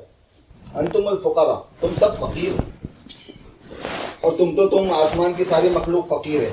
یسألہ من فی السماوات، مانگتے ہیں اس سے وہ سب جو آسمانوں میں۔ جبرائیل بھی فقیر میرا، میکائیل بھی فقیر میرا، اسرافیل بھی فقیر میرا، اور اسرائیل بھی فقیر میرا، اور سارے فرشتے، ان کو حق ہے، وہ بڑے ہیں، بڑائی ان کو زیب دیتی ہے، بڑائی ان کا ذاتی حق ہے، وہ متکبر ان کی صفت ہے۔ ہم تکبر کریں تو عیب ہے، ان کی طرف تکبر کی نسبت نہ کی جائے تو عیب ہے۔ وہ متکبر ہے، متکبر ان کی اسما میں سے ہے، ان کو حق بنتا ہے اس بات کا۔ تو ہم سب فقیر ہیں، اور ایسے فقیر ہیں کہ ایک پلک جھپکنے کے برابر بھی مستقل نہیں ہو سکتے، تو کدھر جائیں گے؟ تو بھائی ان سے محبت کر لو نا، اور آئندہ کا معاملہ انہی کے ہاتھ میں ہے اپنا۔ خبر کی زندگی میں انہی سے پالا ہے، کون بچائے گا؟ بیوی، بچے، کاروبار، بزنس، ڈگریاں، اتنی سندیں ہم نے بنائی ہوئی ہے، کوئی چیز کام نہیں آئے گا۔ میدان حشر میں کیا چیز کس کے ہاتھ میں ہے؟ اپنی لائف، زندگی کا ہر پل۔ 50,000 سال کا ٹائم ہے میدان حشر، صرف ان کی مدد سے طے ہونے والا ہے، ان کے فضل سے طے ہونے والا ہے۔ اس کے بعد کا جو ٹائم ہے وہ بھی جنت اور جہنم کا ہے۔ اور اگر ہم یہ بولے کہ نہیں بھائی ہم جھنجٹ میں جاتے ہی نہیں، ہم مرنا ہی نہیں چاہتے، اپنے بس میں ہے یہ بات۔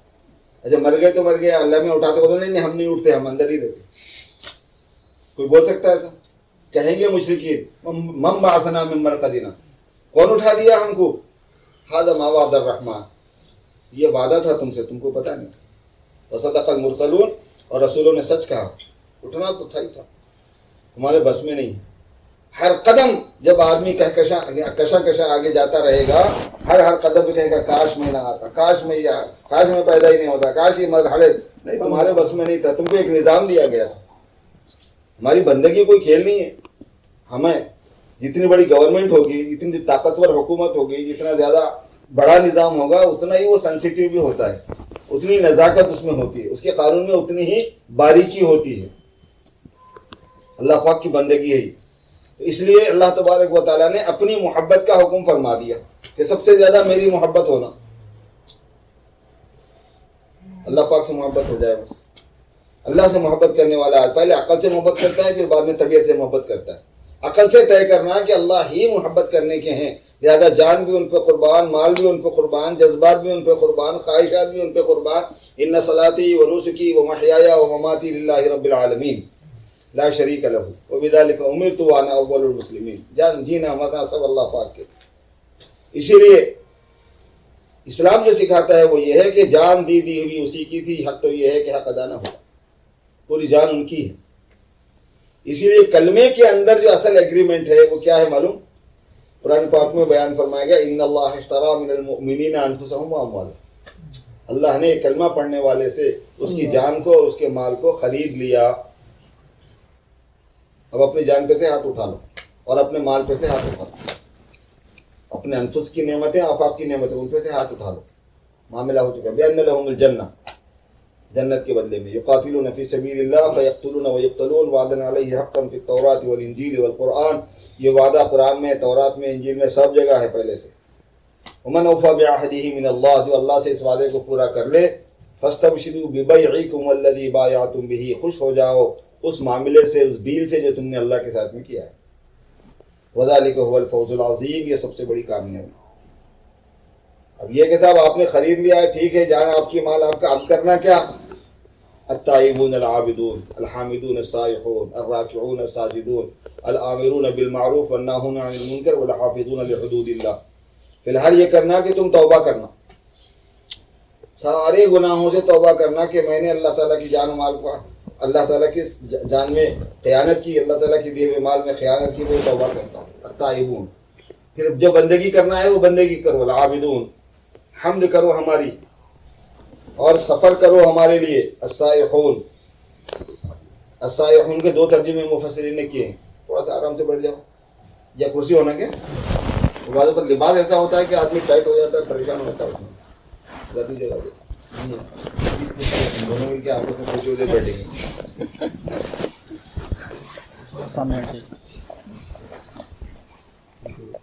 السائحون کا ایک ترجمہ الصائمون ہے، روزہ رکھو، اور ایک السائحون کا ترجمہ سیاحت کرنا ہے.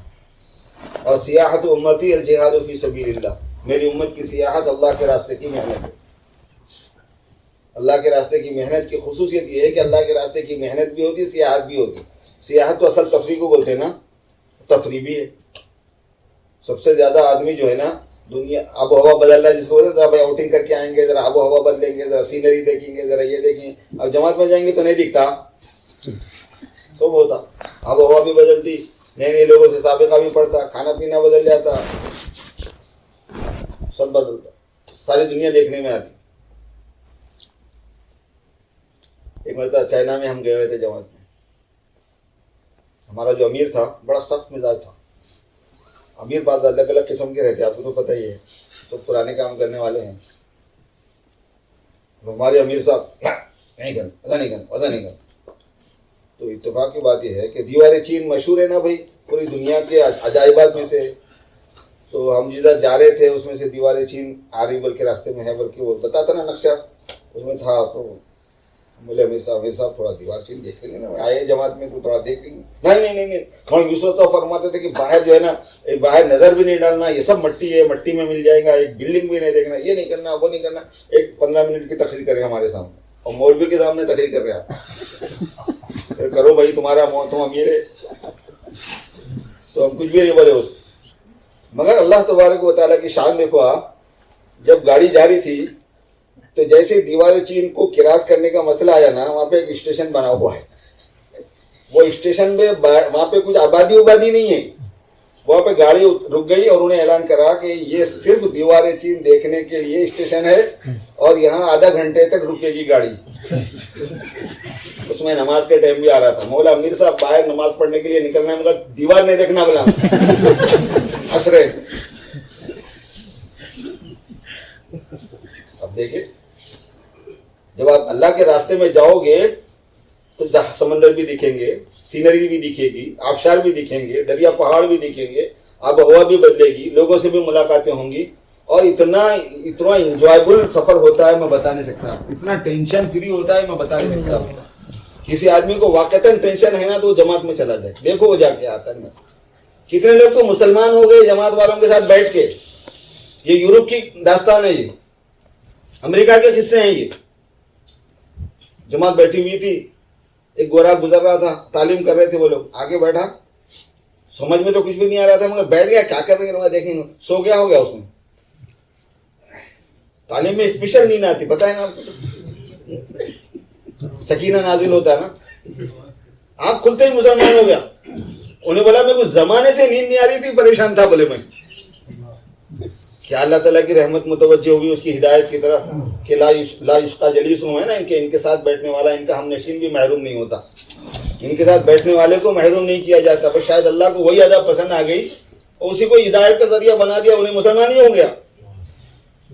ایسا ایک آدمی کو یعنی چونکہ ذہن بنا کے آدمی نکلتا ہے کہ میں 3 دن کے لیے نکلوں کہ 40 دن کے لیے نکلوں کہ 4 مہینے کے لیے نکلوں، میں فارغ ہوں اپنے دنیا کے دھندوں سے، مصروفیت سے، کاروبار سے، بزنس سے، سب چیزوں سے میں فارغ ہو کے آیا ہوں نا، تو اس سے ایک ایسا یعنی آدمی ایسا ریلیز ہوتا ہے، ٹینشن ایسا ریلیکسیشن اس کو حاصل ہوتا ہے کہ میں بتا نہیں سکتا۔ اللہ پاک نے فرمایا۔ تو السائحین کا ترجمہ دونوں کرتے ہیں، اسی لیے مفسرین التائبون العابدون الحامدون السائحون الراکعون الساجدون، رکوع کرو، سجدہ کرو، الامرون بالمعروف والناہون عن المنکر، امر بالمعروف کرو، نہی عن المنکر کرو، والحافظون بحدود اللہ، اور جو اللہ نے حرام حلال کی باؤنڈریز کھینچی ہوئی ہیں ان کی پوری رعایت کرو۔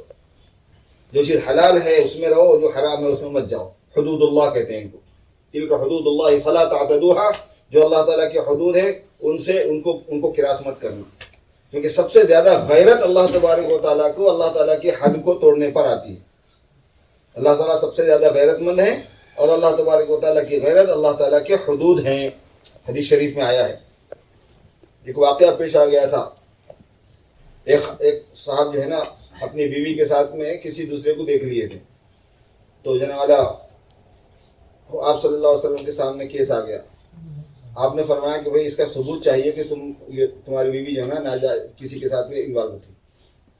تو کہنے لگے اللہ کے رسول یہ کیسی بات ہے یہ، اب میں ایسی حالت کو دیکھ کے وہ لوگوں کو تلاش کر کے لاؤں گا، تم گواہ بنو رہے بول کے۔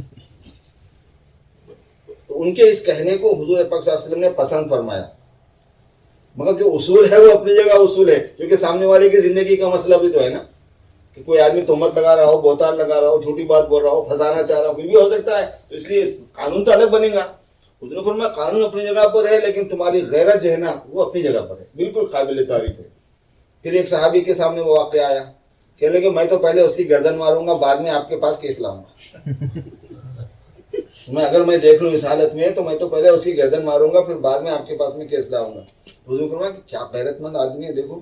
پھر اس کے بعد فرمایا کہ اللہ تعالیٰ اس سے زیادہ غیرت مند ہے، مشکا شریف کی روایت ہے، فرمایا اللہ پاک اس سے زیادہ غیرت مند ہے، اور اللہ تعالیٰ کی غیرت اللہ کے حرام کی ہوئی چیز میں پڑنا ہے۔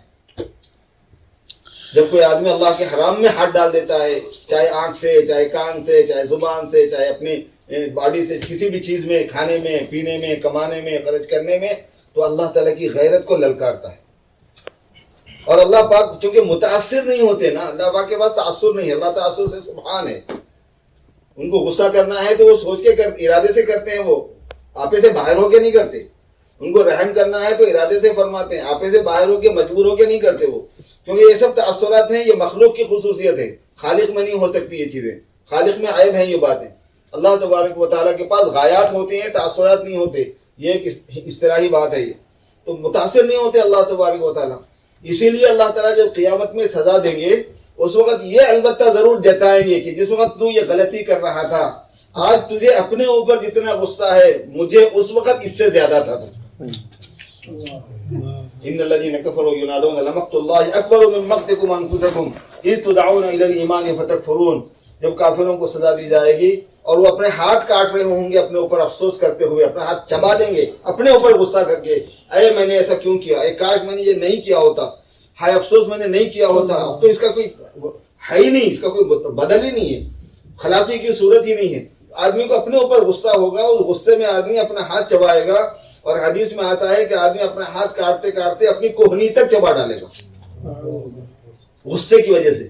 تب یہ اللہ پاک کی طرف سے اعلان ہوگا، ان الذین کفروا ینادون، ان کو پکارا جائے گا، لمقت اللہ اکبر من مقتکم انفسکم، اللہ کا غصہ زیادہ تھا اس غصے سے جو تمہارا اس وقت تمہارے اوپر ہے، اور اس وقت اللہ کا غصہ زیادہ تھا جب تم کو بلایا جاتا تھا اللہ کی طرف، تم نہیں آتے تھے۔ اذ تدعون الى الايمان فتكفرون قالوا ربنا امتنا اثنتين واحييتنا اثنتين فاعترفنا بذنوبنا فهل الى خروج من سبيل۔ پروردگار 2 مرتبہ آپ نے مارا، 2 مرتبہ آپ نے زندہ کیا، ہمیں اپنی غلطی کا اقرار ہے، 1 مرتبہ چانس اور دے دی، چانس ختم، موقع نہیں دیا جائے گا اس کے بعد۔ ایک ہی زندگی ہے میرے دوست، ایک ہی وقت ہے امتحان پاس کرنے کا، 1 چانس اونلی، ایک ہی مرتبہ امتحان دینا ہے، اور ہمیشہ ہمیشہ کی کامیابی یا ناکامی کو خریدنا ہے، یا کامیابی خرید لو یا ناکامی خرید لو۔ اس لیے اللہ تعالیٰ کی بندگی میں آنے کے لیے سب سے بہتر عافیت والا راستہ اللہ تبارک و تعالیٰ سے محبت کر لینا ہے. اور اللہ پاک نے اپنی بندگی کا جو معیار بنایا سرکار دو عالم صلی اللہ علیہ وسلم کو بنایا کہ میری مرضیات کا ترجمانی کرنے والا کون ہے, میری مرضیات کی نمائندگی کرنے والا کون ہے, میری طرف سے تم کو بتانے والا کون ہے, سمجھانے والا کون ہے, کر کے بتانے والا کون ہے, زبانی بتانے والا کون, وہ میرے حبیب ہیں صلی اللہ علیہ وسلم. ان کے ساتھ جو معاملہ تمہارا ہوگا میرا معاملہ تمہارے ساتھ ہوگا. ان کی اطاعت میری اطاعت ہے, ان کی نافرمانی میری نافرمانی. حضور پاک صلی اللہ علیہ وسلم محمد رسول اللہ کا جب آدمی گواہی دیتا ہے اس میں اس بات کا وعدہ کر لیتا ہے, اگریمنٹ ہے یہ بھی کہ ٹھیک ہے ہم مانتے ہیں, ہم ایکسپٹ کرتے ہیں اس بات کو کہ اللہ کی ترجمانی کرنے والے حضور ہیں میرے لیے زندگی کے ہر لائن میں, ہر شعبے میں, ہر کام میں, ہر بات میں آپ صلی اللہ علیہ وسلم. اسی لیے اللہ پاک نے بہترین راستہ ان کا یہ مقرر فرمایا کہ تم اللہ کے رسول سے محبت کرو. انسان کے پاس محبت ایک ایسی صفت ہے جس کے ساتھ میں وہ جڑ جائے گی, اس کی جان, مال, جذبات, خواہشات سب جڑ جاتے ہیں. ہماری چونکہ تربیت نہیں ہوتی, ہمارے بچوں کی تربیت نہیں ہو رہی, تو ہمارے بچے جب محبت میں پھنس جا رہے ہیں تو کیسے واقعات ہو رہے ہیں, چیٹنگ میں, اس میں نکل گئے اور وہاں کسی سے دل مل گیا. باطل کی محبت میں پھنسے بندہ یا حق کی محبت میں پھنسے, میرے کو اس سے شادی کرنے کا ہے, جان دو بھائی چھوڑو, نہیں ہم ایک دوسرے کو پسند کر رہے ہیں, ہم کو کرنا ہی کرنا ہے. ارے ہمارا ان کا نہیں بنتا بھائی, ان کا خاندان الگ ہے, ہمارا الگ ہے, وہ لوگ الگ ہیں, ہم الگ ہیں, ان کا معیار الگ ہے, ہمارا الگ ہے. ہماری ناک کٹ جائیں گی تو کٹ جائیں دو تمہاری ناک. محبت ہو جانے کے بعد میں اس کو آپ کی ناک کی فکر رہتی, کٹ جان دو تمہاری ناک کو. تیری تعلیم خراب ہو جائے گی, خراب ہو جان دو. ہم تیرے کو فیس نہیں دیتے پڑھائی کی, نکو دو بولے. تیرے کو گھر سے نکال دیتے, نکال دو بولے. تم کیا نکالتے, میں خود ہی کل سے نہیں آ رہا ہوں. ہو رہے نہیں ہو رہے واقعات. باطل کی محبت کا یہ رنگ ہے. محبت کی یہ خصوصیت ہے, نہ عزت کی پرواہ, نہ جان کی پرواہ, نہ مال کی پرواہ, نہ فیوچر کی پرواہ, نہ تعلیم کی پرواہ, نہ خاندان کی پرواہ, نہ خاندان کی, کسی کی پرواہ نہیں. آدمی کسی ایک کا ہو جاتا ہے. ملامت کرنے والے کی ملامت کا کوئی اثر نہیں ہوتا, برا بولنے والے کی برائی کا کوئی اثر نہیں ہوتا. اس کو برا بولے تھے کہ تو کتنا گندا آدمی ہے, تو اس کے ساتھ میں ہو گیا. ایک عربی کا شاعر ہے, ایک بچی سے اس کو محبت ہو گئی تھی, تو سارے گاؤں والے مل کے اس کی ملامت کر رہے تھے, خاندان والے مل کے, قبیلے والے مل کے ملامت کر رہے تھے. تو اس نے ایک شعر کہا تھا, اس نے کہا تھا کہ عذل العوازل حول قلب تائہ وحول الاحبۃ منہ فی سودائہ. جتنے ملامت کرنے والے ہیں ان کی ملامت میرے دل کے اطراف پھر رہی ہے, اور جس سے میرے کو محبت ہے وہ دل کے اندر ہے. کیا کر لیتے وہ لوگ, ایسا بولا. جس سے محبت ہے وہ میرے دل کی گہرائی میں ہے, اور جو اس کے اوپر اعتراض کرنے والے, بولنے والے ہیں, وہ سب اطراف سے چکر لگا رہے ہیں. عذر العوازل حول قلب تائہ وحول الاحبۃ منہ فی سودائہ. جب اللہ کی محبت میں یہ بات اب اندازہ فرمائیے کہ کیا حال ہو جائے گا. اللہ کے رسول کی محبت میں اندازہ فرمائیے کہ کیا حال ہو جائے گا. اور ایک تیسری چیز کی محبت اللہ پاک نے اور لگا دی ہے, اور وہ یہ ہے کہ دین کو پوری دنیا میں پھیلا دینے کی محبت, اعلاء کلمت اللہ کی محبت, اللہ کے راستے میں جہد کی محبت.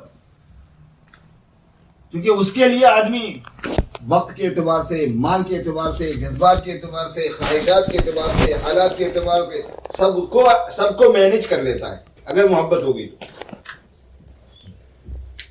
اور یہی ہوتا ہے صحابہ میں, یہی ہوا. آپ دیکھیں گے, جیسا میں ایک آیت کا ترجمہ کر رہا ہوں, بعد میں آیت پڑھ دوں گا, آپ کو سمجھ میں آ جائے گا. اللہ پاک نے دین کی محنت کی محبت فرض فرما دی. اللہ کی محبت فرض ہے, اللہ کے نبی کی محبت فرض ہے, اور دین کی محنت کی محبت فرض ہے. جب محبت ہو جائے گی نا تو پھر بڑی سے بڑی قربانی آسان ہو جائے گی. جان قربان کر دینا اللہ کے لیے, اللہ کے راستے میں. ایک آدمی اللہ کے راستے میں اعلاء کلمت اللہ کے لیے گیا, جان پہ اس کی مصیبت آ گئی, اور وہ نسبت چونکہ اللہ کے ساتھ میں لگی ہوئی ہے تو اللہ کے لیے اس کی جان جا رہی ہے. جب کسی کی جان جاتی ہے اللہ کے لیے اس نسبت پر صحابہ میں سے, تو صحابہ کیا بولتے تھے, فزت ورب الکعبہ, رب کعبہ کی قسم میں تو کامیاب ہو گیا.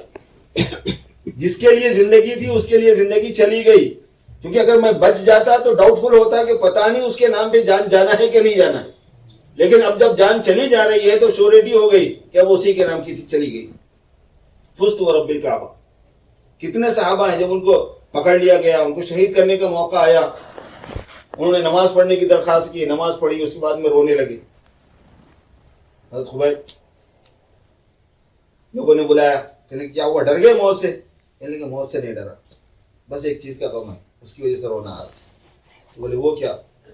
کہنے کہ وہ یہ ہے کہ جان ایک ہی ہے، ایک موقع ہے اللہ کے نام پہ جان دینے کا، اور جان ایک ہی ہے۔ اے کاش میرے ایک ایک جوڑ کے بدلے میں، ایک ایک روئے کے بدلے میں ایک ایک جان ہوتی، اور آج اس کے نام پہ جاتی تو مزہ آتا کچھ۔ اس پہ رو رہا ہوں، جب اللہ کے نام پہ قربان ہونے کا موقع آ گیا تو اب یہ چھوٹی سی جان قربان ہوگی، کیا ہے اس میں؟ اگر میرے جوڑ جو اعلیٰ یشا یبالغ فی اوضاع شلوی ممدعی ہے نا، کہ ایک ایک جوڑ میں میرے جان ہوتی، پوری پوری جان ہوتی، اور وہ ان کے لیے کاٹی جا رہی ہوتی، ایک ایک روئے میں میری جان ہوتی، اور پھر اس کے بعد وہ ان کے لیے اللہ کے راستے میں قربان کی جا رہی ہوتی، تو مزہ آتا کہ ایک لاکھ دو لاکھ جانی جاتی ان کے نام پہ میری طرف سے، تو ایک بات ہوتی ہے اب یہ چھوٹی سی جان جا رہی ہے، یہ کیا کوئی بڑا سوغات نہیں ہے، چھوٹی سوغات ہے، یہ بول رہے ہیں، یہ بڑا ہدیہ نہیں ہے، یہ بڑا گفٹ نہیں ہے۔ اس پر افسوس تھا، ہوتا نا آدمی جب بہت بڑے آدمی کے پاس جا رہا ہو، چھوٹا سا گفٹ اس کے پاس ہو اور حیثیت نہ ہو، اس کو تو بڑی شرمندگی ہوتی ہے اس کو اس بات پہ۔ حضرت خبیب کو اس بات پہ شرمندگی تھی کہ ایک گفٹ دینے کا موقع آیا، میں اس وقت گفٹ دینے کے قابل نہیں ہوں، یہ جو گفٹ ہے یہ کیا شمار میں میرا گفٹ ہے، یہ مطلب تھا ان کا، جان جاری۔ جتنا زیادہ ان کے لیے لوٹنا ہو، جتنا زیادہ ان کے لیے تکلیف برداشت کرنی ہو، اتنا زیادہ پسند آتا تھا کہ ان کے کچھ کام تو آگے، ان کے لیے مشقت تو اٹھا لی ہم نے، ان کے لیے محنت تو کر لی ہم نے، ان کے لیے جان تو دے دی ہم نے۔ حضرت حمزہ رضی اللہ تعالیٰ عنہ کی جب شہادت پیش آئی، آپ سب کو پتا ہے کہ ان کے ساتھ کیسی بے حرمتی کی گئی۔ حضور پاک صلی اللہ علیہ وسلم کے محبوب ترین چچا، سب سے زیادہ آپ کو ان سے محبت تھی، کیونکہ باپ تو گزر چکے تھے۔ حضرت عباس اس وقت تک ابھی ایمان بھی لے کے نہیں آئے تھے، اور حضرت ابو طالب کا تو انتقال ہی ہو گیا تھا۔ حضرت حمزہ ہی شروع سے ساتھ دیے، جیسے ابو جہل سے لڑائی ہوئی تھی اس وقت سے، تو اس کے بعد سے وہ مسلمان ہو گئے تھے۔ وہ والد کی جگہ پر جو حضرت حمزہ رضی اللہ تعالیٰ عنہ کا معاملہ تھا، بے انتہا چاہتے تھے اب، اور ان کو شہید کر دیا گیا، اور ان کے آنکھ ناک کاٹ دیے گئے، ان کا سینہ چیر دیا گیا، اور جگر نکال کے چبایا گیا، بے حرمتی کی گئی۔ حضور پاک صلی اللہ علیہ وسلم نے دیکھا حضرت حمزہ کی لاش کو تو آنسوں میں آنکھ ابھر آئی، اور پھر اس کے بعد میں آپ نے فرمایا کہ اگر میری پھوپھی کے برداشت نہ کرنے کا مجھے ڈر نہ ہوتا، ان کی بہن، اگر میری پھوپھی کے برداشت نہ کرنے کا ڈر نہ ہوتا تو حمزہ کو دفن نہ کرتا، حمزہ کو دفن نہ کرتا، اور اسی حالت میں چھوڑ دیتا کہ جنگل کے درندے اس کو نوچ نوچ کے کھا لیں، تاکہ کل قیامت میں یہ تو کہہ سکوں کہ رب یہ میرے چچا کا حال تیرے دین کے لیے ہوا ہے، یہ سوغات ہے میری طرف سے، یہ ہدیہ ہے، قبول فرما لے۔ صحابہ کرام کو برداشت نہیں ہو رہی تھی حضور پاک صلی اللہ علیہ وسلم کی بات، آپ صلی اللہ علیہ وسلم کی آنکھوں سے آنسو جاری تھے، اور یہ فرما رہے تھے کہ اگر میرے چچا کے، میری بہن کی، میری پھوپھی کے برداشت نہ کرنے کا ڈر نہ ہوتا تو آج اس کو دفن کرنے نہیں دیتا، اور اسی حالت میں چھوڑ دیتا کہ پرندے کھا لیتے اس کے گوشت کو، اور درندے کھا لیتے اس کے گوشت کو جنگل کے، اور کل قیامت میں آتا اسی ٹکڑوں کے ساتھ میں اللہ کے دربار میں، اور میں کہہ سکتا تھا کہ میرا چچا ہے جو تیرے لیے قربان ہو گیا ہے۔ میرے دوستو، اللہ کے ساتھ محبت میں یہ چاہا جاتا ہے، حضور کے ساتھ محبت میں یہ چاہا جاتا ہے، اعلاء کلمت اللہ کے ساتھ محبت میں یہ چاہا جاتا ہے۔ اللہ پاک یہ چاہتے ہیں کہ جتنی چیزوں سے تم محبت رکھتے ہو، سب سے زیادہ ان تین کی محبت فرض ہے، اور یہ بھی ہماری ذمہ داریوں میں سے ہے۔ ہم ذمہ داری والا دین رکھتے ہیں نا، تو ہماری ذمہ داریوں میں کیا ہے؟ ہماری ذمہ داریوں میں مین چیز جب یہ ہے تو اس کے ضمن میں بہت سی چیزیں پھر شامل ہو کے آ جاتی ہیں۔ قل ان كان آباؤكم وابناؤكم واخوانكم وازواجكم وعشيرتكم واموال اقترفتموها وتجارة تخشون كسادها ومساكن ترضونها احب اليكم من الله ورسوله وجهاد في سبيله، ان تین چیزوں کی سب سے زیادہ محبت اگر نہیں ہے تمہارے پاس، اور یہ بقیہ 8 چیزوں کی محبت زیادہ ہے، تو میرے عذاب کا انتظار کرو۔ فتربصوا حتى ياتي الله بامره، انتظار کرو یہاں تک کہ اللہ پاک کا حکم آ جائے۔ واللہ لا يهدي القوم الفاسقین، اور اللہ فاسقوں کو ہدایت نہیں دیتا۔ فاسقوں کا جملہ یہاں پر کس ضمن میں، کس میدان میں کہا گیا، سمجھ میں آ رہا ہوں گا۔ اللہ ایسے لوگوں کے پاس، ایسے لوگ اللہ کے پاس نیک لوگ نہیں ہو سکتے جن کی محبت غالب، جن میں یہ تین محبت غالب نہ ہو۔ ہماری ذمہ داریوں میں سے ایک ذمہ داری ہے. اسی وجہ سے میرے دوستو اللہ کے ساتھ تعلق بنانے کی ذمہ داری اور اللہ کی مخلوق کو اللہ کے ساتھ تعلق بنانے کی محنت کرنے کی ذمہ داری، یہ دو ہمارے ساتھ ہیں. اور اس تعلق بنانے میں نماز بھی ہے، روزہ بھی ہے، زکوٰۃ بھی ہے، حج بھی ہے، حلال حرام کا امتیاز بھی ہے، صحیح و غلط کا امتیاز بھی ہے، جائز ناجائز کا فرق کرنا بھی ہے، حقوق بھی ہیں، رائٹس بھی ہیں، بیوی بچوں کو پالنا بھی ہے، ماں باپ کی دیکھ بھال بھی کرنا ہے، ان کی خدمت بھی کرنا ہے، بہن بھائیوں کے ساتھ سلوک بھی کرنا ہے. دنیا جہان کی جتنی ذمہ داری آئیں گی مسلمان ڈرے گا نہیں، اس میں گھبرائے گا نہیں، اس میں پریشان نہیں ہوگا. وہ تو ہے ہی دنیا میں امتحان کے لیے، تیاری کے لیے. جتنے زیادہ کوسچن اور جتنے زیادہ آنسر اتنا زیادہ کامیابی. یہ مطلب ہے کہ جیسے جیسے اذا تلیت علیہم آیاتہ زادتہم ایمانا، صحابہ کی شان یہ تھی کہ جب جب کوئی آیت تلاوت کی جاتی اور جب جب کوئی نیا حکم ان کو بتایا جاتا کہ اللہ یہ بھی فرما رہا، اللہ یہ بھی فرما رہا، ان کے ایمان میں اضافہ ہو جاتا تھا، ان کو اللہ سے تعلق بڑھتا ہوا نظر آتا تھا، وہ اللہ سے دوستی زیادہ محسوس کرتے تھے. اللہ تبارک و تعالیٰ ہم پہ بھروسہ کر کے ہم کو یہ کام بھی لگا رہے ہیں، ہم کو یہ کام بھی لگا رہے ہیں، ہم کو یہ کام بھی لگا رہے ہیں، ہم کو یہ کام بھی لگا رہے ہیں. اذا تلیت علیہم آیاتہ زادتہم ایمانا، جب ان کے سامنے اللہ پاک کی آیتیں تلاوت کی جاتی تو ان کے ایمان میں اضافہ ہوتا. وعلی ربہم یتوکلون، اور ان ذمہ داریوں کو نبھانے میں وہ اللہ پہ بھروسہ کرتے تھے. کیسا کریں گے ہم؟ وہ ہے ساتھ دینے والا، وہ مدد کرنے والا ہے، وہ راستہ بنانے والا ہے، وہ رکاوٹ دور کرنے والا ہے. تو ہماری ذمہ داریوں میں سے اللہ کے دین کی محنت ہے، اور ہماری ذمہ داریوں میں سے اللہ کی بندگی میں کامل طور پر آنا ہے. ہماری ذمہ داریوں میں سے حضور پاک صلی اللہ علیہ وسلم کی اتباع میں کامل طور پر آ جانا ہے، اپنے ایمان کو کامل کرنا ہے. ایمان والے تو ہم ہیں، لیکن جب اللہ نے زندگی دی ہے تو اتنا ٹائم ملا ہوا ہے، اس میں اپنے ایمان کو کامل کر لے کے جانا ہے. جتنا ایمان کامل ہوگا اتنی ترقی ہوگی، اتنی زندگی کامیاب ہوگی. اور ایمان کے کامل ہونے کے لیے دین کی محنت کو بہت ہی لازم ملزوم والا تعلق دکھایا گیا، ضروری طور پر بتایا گیا کہ دین کی محنت کرو گے تو ایمان کامل ہوگا. سورہ عصر میں اللہ تبارک و تعالیٰ نے بتایا کہ تمام انسان خسارے میں ہیں مگر وہ لوگ جن کے پاس چار باتیں ہوں گی، جو چار بات کریں گے وہ خسارے سے نکلیں گے. والعصر ان الانسان لفی خسر، ایمان لانا اور اعمال صالحہ اختیار کرنا اور حق کی دعوت دینا، ایمان کی دعوت دینا اور عمل کی دعوت دینا. وتواصوا بالحق وتواصوا بالصبر، تواصی بالحق سے مراد ہے ایمان کی دعوت اور تواصی بالصبر سے مراد ہے اعمال کی دعوت. حق کا ترجمہ سے مراد عقائد ہیں اور صبر سے مراد اعمال ہیں. یہ حضرت حامد رحمۃ اللہ علیہ نے بیان القرآن میں لکھا ہے. تو مفسرین نے حق کا ترجمہ عقائد سے کیا ہے اور صبر کا ترجمہ اعمال سے کیا ہے. تواصوا بالحق وتواصوا بالصبر. تو اگر کوئی آدمی ایمان اور عمل پر آ بھی گیا لیکن تواصی بالحق تواصی بالصبر نہیں کرتا تو بھی 50% ہی کام کر رہا ہے. اندازہ فرما لیجیے. یہ نہیں ہے کہ 2 کر لیں گا تو اس کے حساب سے 3 کر لیں گا تو نہیں، 4 کرے گا تو ہی خسارے سے نکلے گا.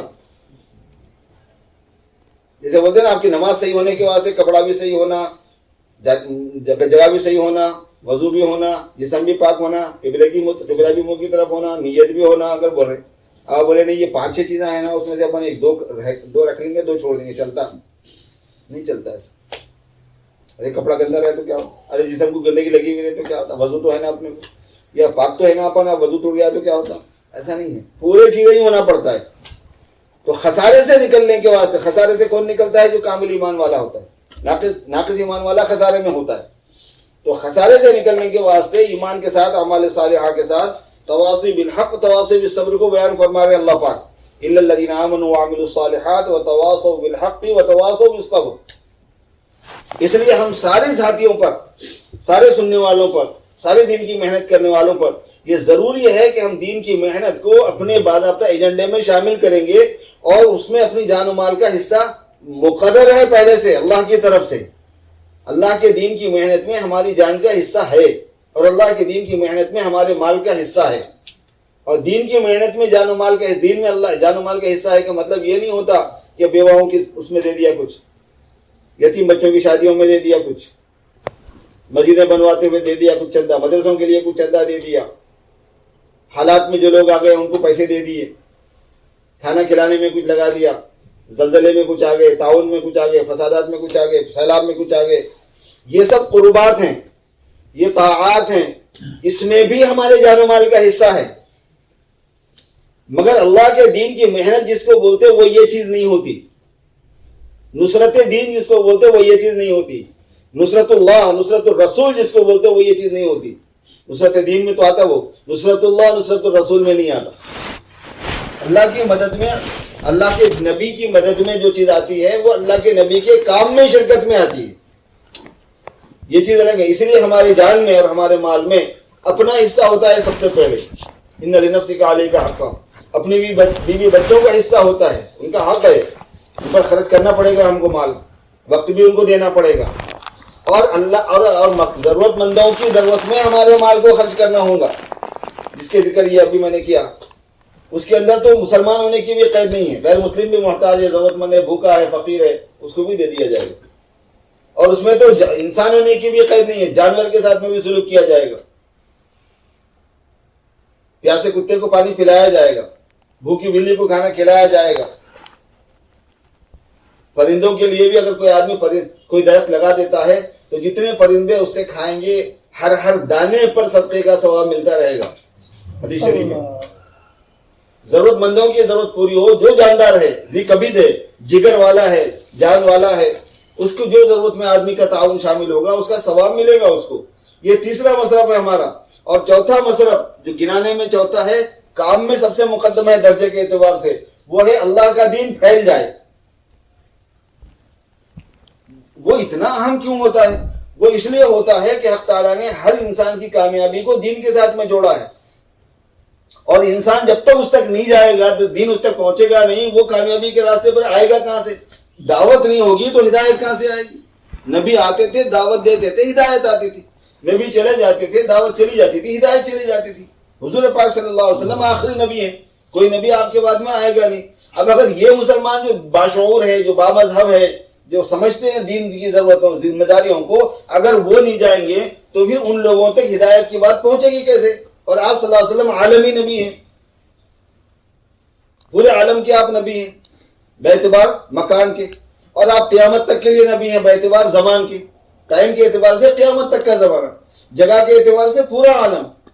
آپ کے آنے کے بعد میں کوئی امت نہیں ہے، سب کینسل ہو چکی، سارے مذاہب کینسل ہیں. خود صرف حضور ہی کی چلے گی. ومن یبتغی غیر الاسلام دینا فلن یقبل منہ، اسلام کے علاوہ کسی اور دین کو کوئی لائے گا اب وہ بالکل ہی مقبول نہیں ہوگا. تو پوری انسانیت حضور پاک صلی اللہ علیہ وسلم کی امت میں، اور سارا عالم ہے، مشرق مغرب شمال جنوب، کالے گورے، عرب عجم، سارے کے سارے، ساری اقوام، سارے ملل، ساری نسلیں، سارے طبقہ، سارے ملک والے، سارے رنگ والے، ساری زبان والے، سب حضور پاک صلی اللہ علیہ وسلم کی امت میں سے ہیں. ان تک اللہ کی بات کا پہنچنا ضروری ہے. اور ہم اللہ کے نائب ہیں، اور نائب کی ذمہ داری یہ ہے کہ اللہ کے بندوں کو اللہ کے سامنے جھکانا.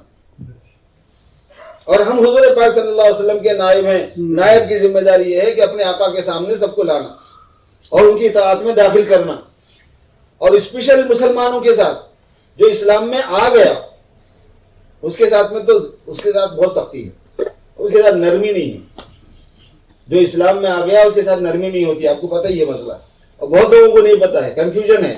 لا اکراہ فی الدین، دین میں زبردستی نہیں ہے. انہیں اپنی خبر میں جواب نہیں گا، میں اپنی خبر میں جواب دوں گا. بس اپنی طرف سے اپن جو چاہے گیس کر لیتے اور جو چاہے بات لگا لیتے اور جو چاہے مسئلہ سنا لیتے رہتے. یہ کہاں سے یہ بات؟ وہ غیر مسلم کے لیے ہے. غیر مسلم کو اسلام میں بلانے کے واسطے جبر نہیں ہے. فمن شاء فلیؤمن ومن شاء فلیکفر، جو چاہے ایمان اختیار کرے، جو چاہے کفر اختیار کرے. جو کفر اختیار کرے گا وہ جہنم میں جائے گا. انا اعتدنا للظالمین نارا احاط بهم سرادقها. غیر مسلم کے لیے جبر نہیں ہے. اور وہ بھی عیسیٰ علیہ السلام آنے تک نہیں ہے خالی. آپ کو پتہ ہی ہے، کیونکہ عیسیٰ علیہ السلام آنے کے بعد میں وہ اعلان کر دیں گے. حدیث شریف میں ہے کہ وہ ایک اعلان کر دیں گے، وہ یہ کہ اما السیف و اما الاسلام، یا اسلام ہے یا تلوار ہے، کوئی تیسری جگہ نہیں ہے. جو اسلام نہیں لائے گا وہ تلوار کے نیچے آئے گا.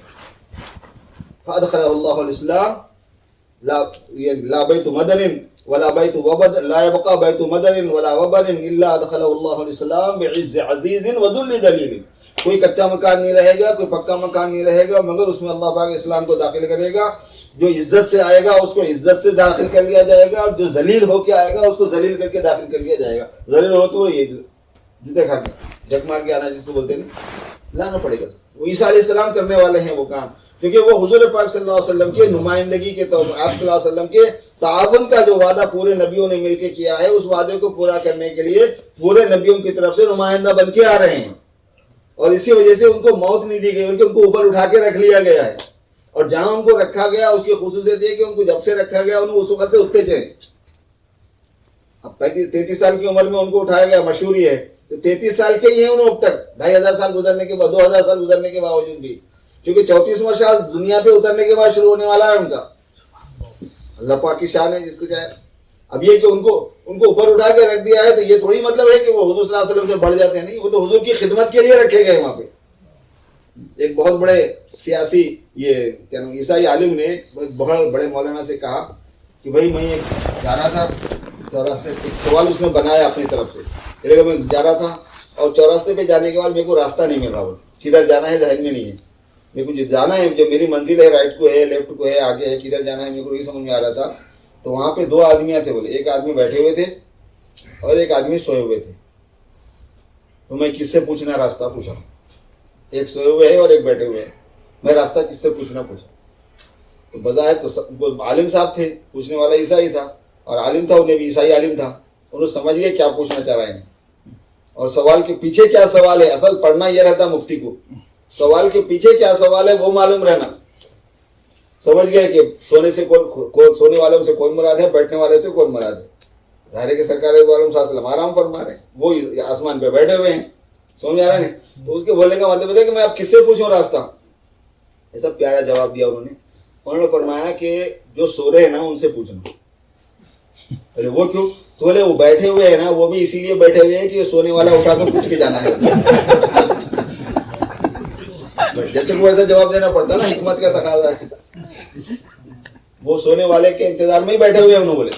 تو حضرت عیسیٰ علیہ نبی علیہ السلام تشریف لائیں گے اور وہ اعلان دوسرا کر دیں گے، بالکل وہ بولیں گے کہ مسیح الاسلام، اس سے پہلے غیر مسلم کے لیے زبردستی نہیں ہے، لیکن جو مسلمان ہو جاتا ہے نا اس پر جبر ہے، یاد رکھو اس بات کو، زبردستی اس کو عمل کرانا ہے دین پر اصولاً۔ یہ مطلب ہے من رأى منکم منکرا فلیغیرہ بیدہ، ڈنڈا مار کے صحیح کرو اس کو، ہاتھ سے مار کے صحیح کرو اس کو، فلیغیرہ بیدہ، جس کے بعد قوت نافذہ ہوگا وہ پکڑے گا، وہ سزا دے گا۔ ایک آدمی نماز چھوڑ دیتا ہے، اسلامی حکومت ہے، اصولی طور پر کیا بات ہے، جیل میں ڈال دینا ہے، نہیں ڈال دینا ہے۔ اگر وہ اپنے قبر میں جواب دینے والا ہے تو جیل کے لیے بھائی، اور وہ جیل بھی توبہ کرنے کی مہلت دینے کے لیے ہے۔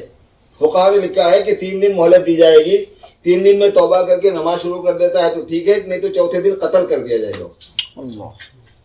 اگر نماز چھوڑنے والے پر جبر نہیں ہے تو یہ کیا ہے؟ کوئی شراب پیتا ہوا پکڑا گیا تو پکڑ کے جوتے مارنا ہے نہیں ہے، 40 کوڑے مارنا ہے نہیں مارنا ہے، مارنا ہے۔ اسلام لا لینے کے بعد میں جب تو مان لیا کہ اللہ پاک میرا معبود ہے تو پھر کیوں بندگی نہیں کرتا بھائی؟ اور میں جو ہے نا ان کا نائب ہوں اور ایک آدمی ان کی مخالفت کر رہا ہے اور میں برداشت کر رہا ہوں، کیا کہ نائب ہے تو کیا کے لیے دنیا میں تو؟ یہ ہے سوال، بات کا مطلب یہ بن رہا ہے۔ حضور صلی اللہ علیہ وسلم کو مان لیا، پھر حضور کی اتباع نہیں کر رہا، اور میں حضور کا نائب ہوں اور میں خاموش بیٹھا ہوا ہوں۔ ارے بھائی تو کیا کا نائب ہے، تو کیا کا امتی ہے، کیسے برداشت ہو رہا تھا؟ ویسے یہ برداشت نہیں کرنا ہے، اصولاً برداشت ہی نہیں کرنے کا، اتنی غیرت ہونا ہے، ایسی قوت نافذہ اگر آدمی کے پاس ہو تو زبردستی اس کو صحیح کر دینے کا ہے۔ مسلمان ہو جانے کے بعد میں پھر اختیار نہیں دیا جاتا ہے، پھر تو کرنا پڑتا ہے بندے کو۔ پھر یہ نہیں بولیں گے کہ اس کی خبر میں وہ جواب دے گا، نہیں، ہم نے کیا محنت کی اس کے اوپر، اس کے باوجود اگر وہ توبہ نہیں کرتا ہے تو پھر ہم ذمہ دار نہیں ہیں۔ لیکن اگر ہماری بھی محنت اس میں شامل نہیں ہے، وہ بھی نہیں کر رہا اور ہم بھی اس پہ محنت نہیں کر رہے، جیسے اس کو جوتے ویسے ہمارے کو بھی جوتے، اور اس کو بعد میں پہلے ہم کو یہ پتا ہے، اب اس کو بعد میں اور پہلے ان لوگوں کو ہے جو محنت کر سکتے تھے محنت نہیں کر رہے، جو جانتے ہیں لیکن بتا نہیں رہے۔ اوحی اللہ الی جبریل علیہ السلام، جبریل علیہ السلام نے وحی بھیج، اللہ پاک نے وحی بھیجی جبرائیل علیہ السلام کی طرف کہ فلاں بستی کو جو ہے نا وہ ختم کر دو، انقلب مدینہ کذا و کذا، فلاں بستی کو پلٹ دو۔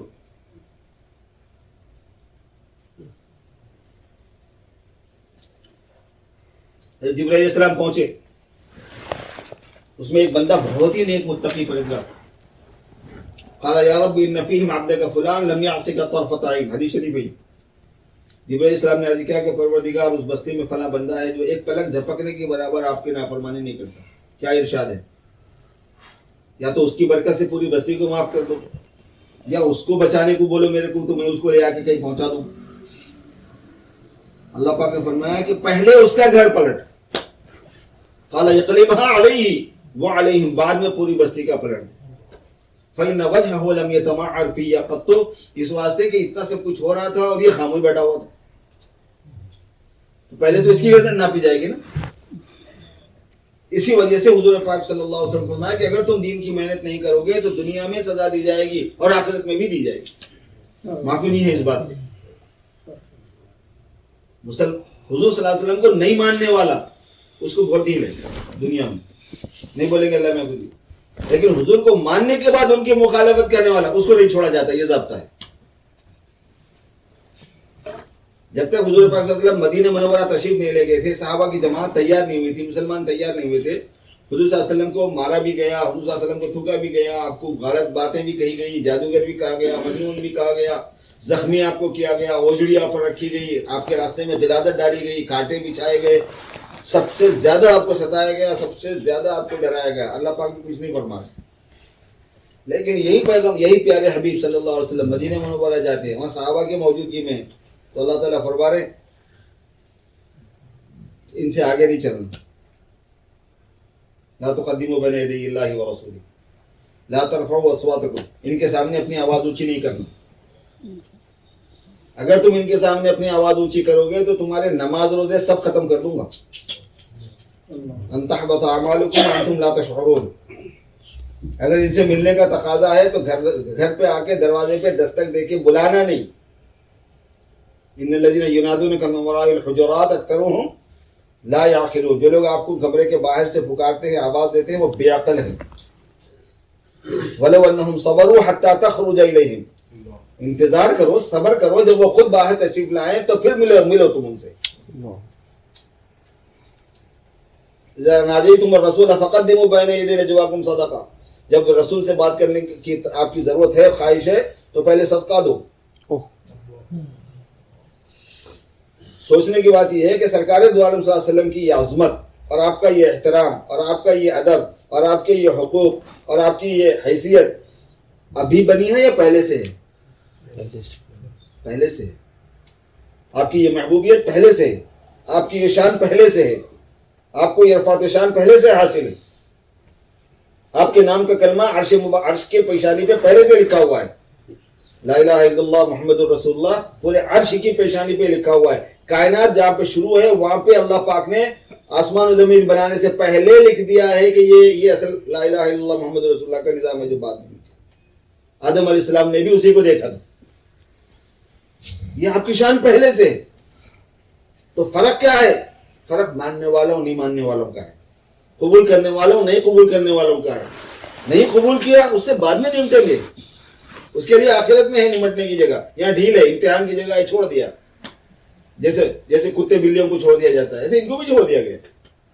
لیکن ماننے کے بعد میں آپ یہ بھی چاہ رہے ہیں کہ آخرت بھی نقصان نہیں ہونا، آپ یہ بھی چاہ رہے ہیں کہ جہنم میں نہیں جانا، آپ یہ بھی چاہ رہے ہیں کہ جنت چاہیے، آپ یہ بھی چاہ رہے ہیں میدان حشر میں عرش کا سایہ چاہیے، آپ یہ بھی چاہ رہے ہیں کہ عرش صاحب ہم کو کوثر بھی پینا ہے، آپ یہ بھی چاہ رہے ہیں کہ برج پر سے آسانی سے بھی گزرنا ہے، آپ یہ بھی چاہ رہے ہیں کہ جنت میں جانا ہے، جہنم میں نہیں جانا ہے اور کرنا کچھ بھی نہ پڑے۔ یہ کیا بات ہوئی؟ یہ کون سی بات ہے؟ اسی لیے اس امت سے حضور پاک صلی اللہ علیہ وسلم کی مخالفت برداشت نہیں کی جاتی، دشمنوں سے کی جاتی ہے۔ مسلمان کاش اس کو سمجھ لے، اور ہمیں یہ مسلمان کو سمجھانا ہے۔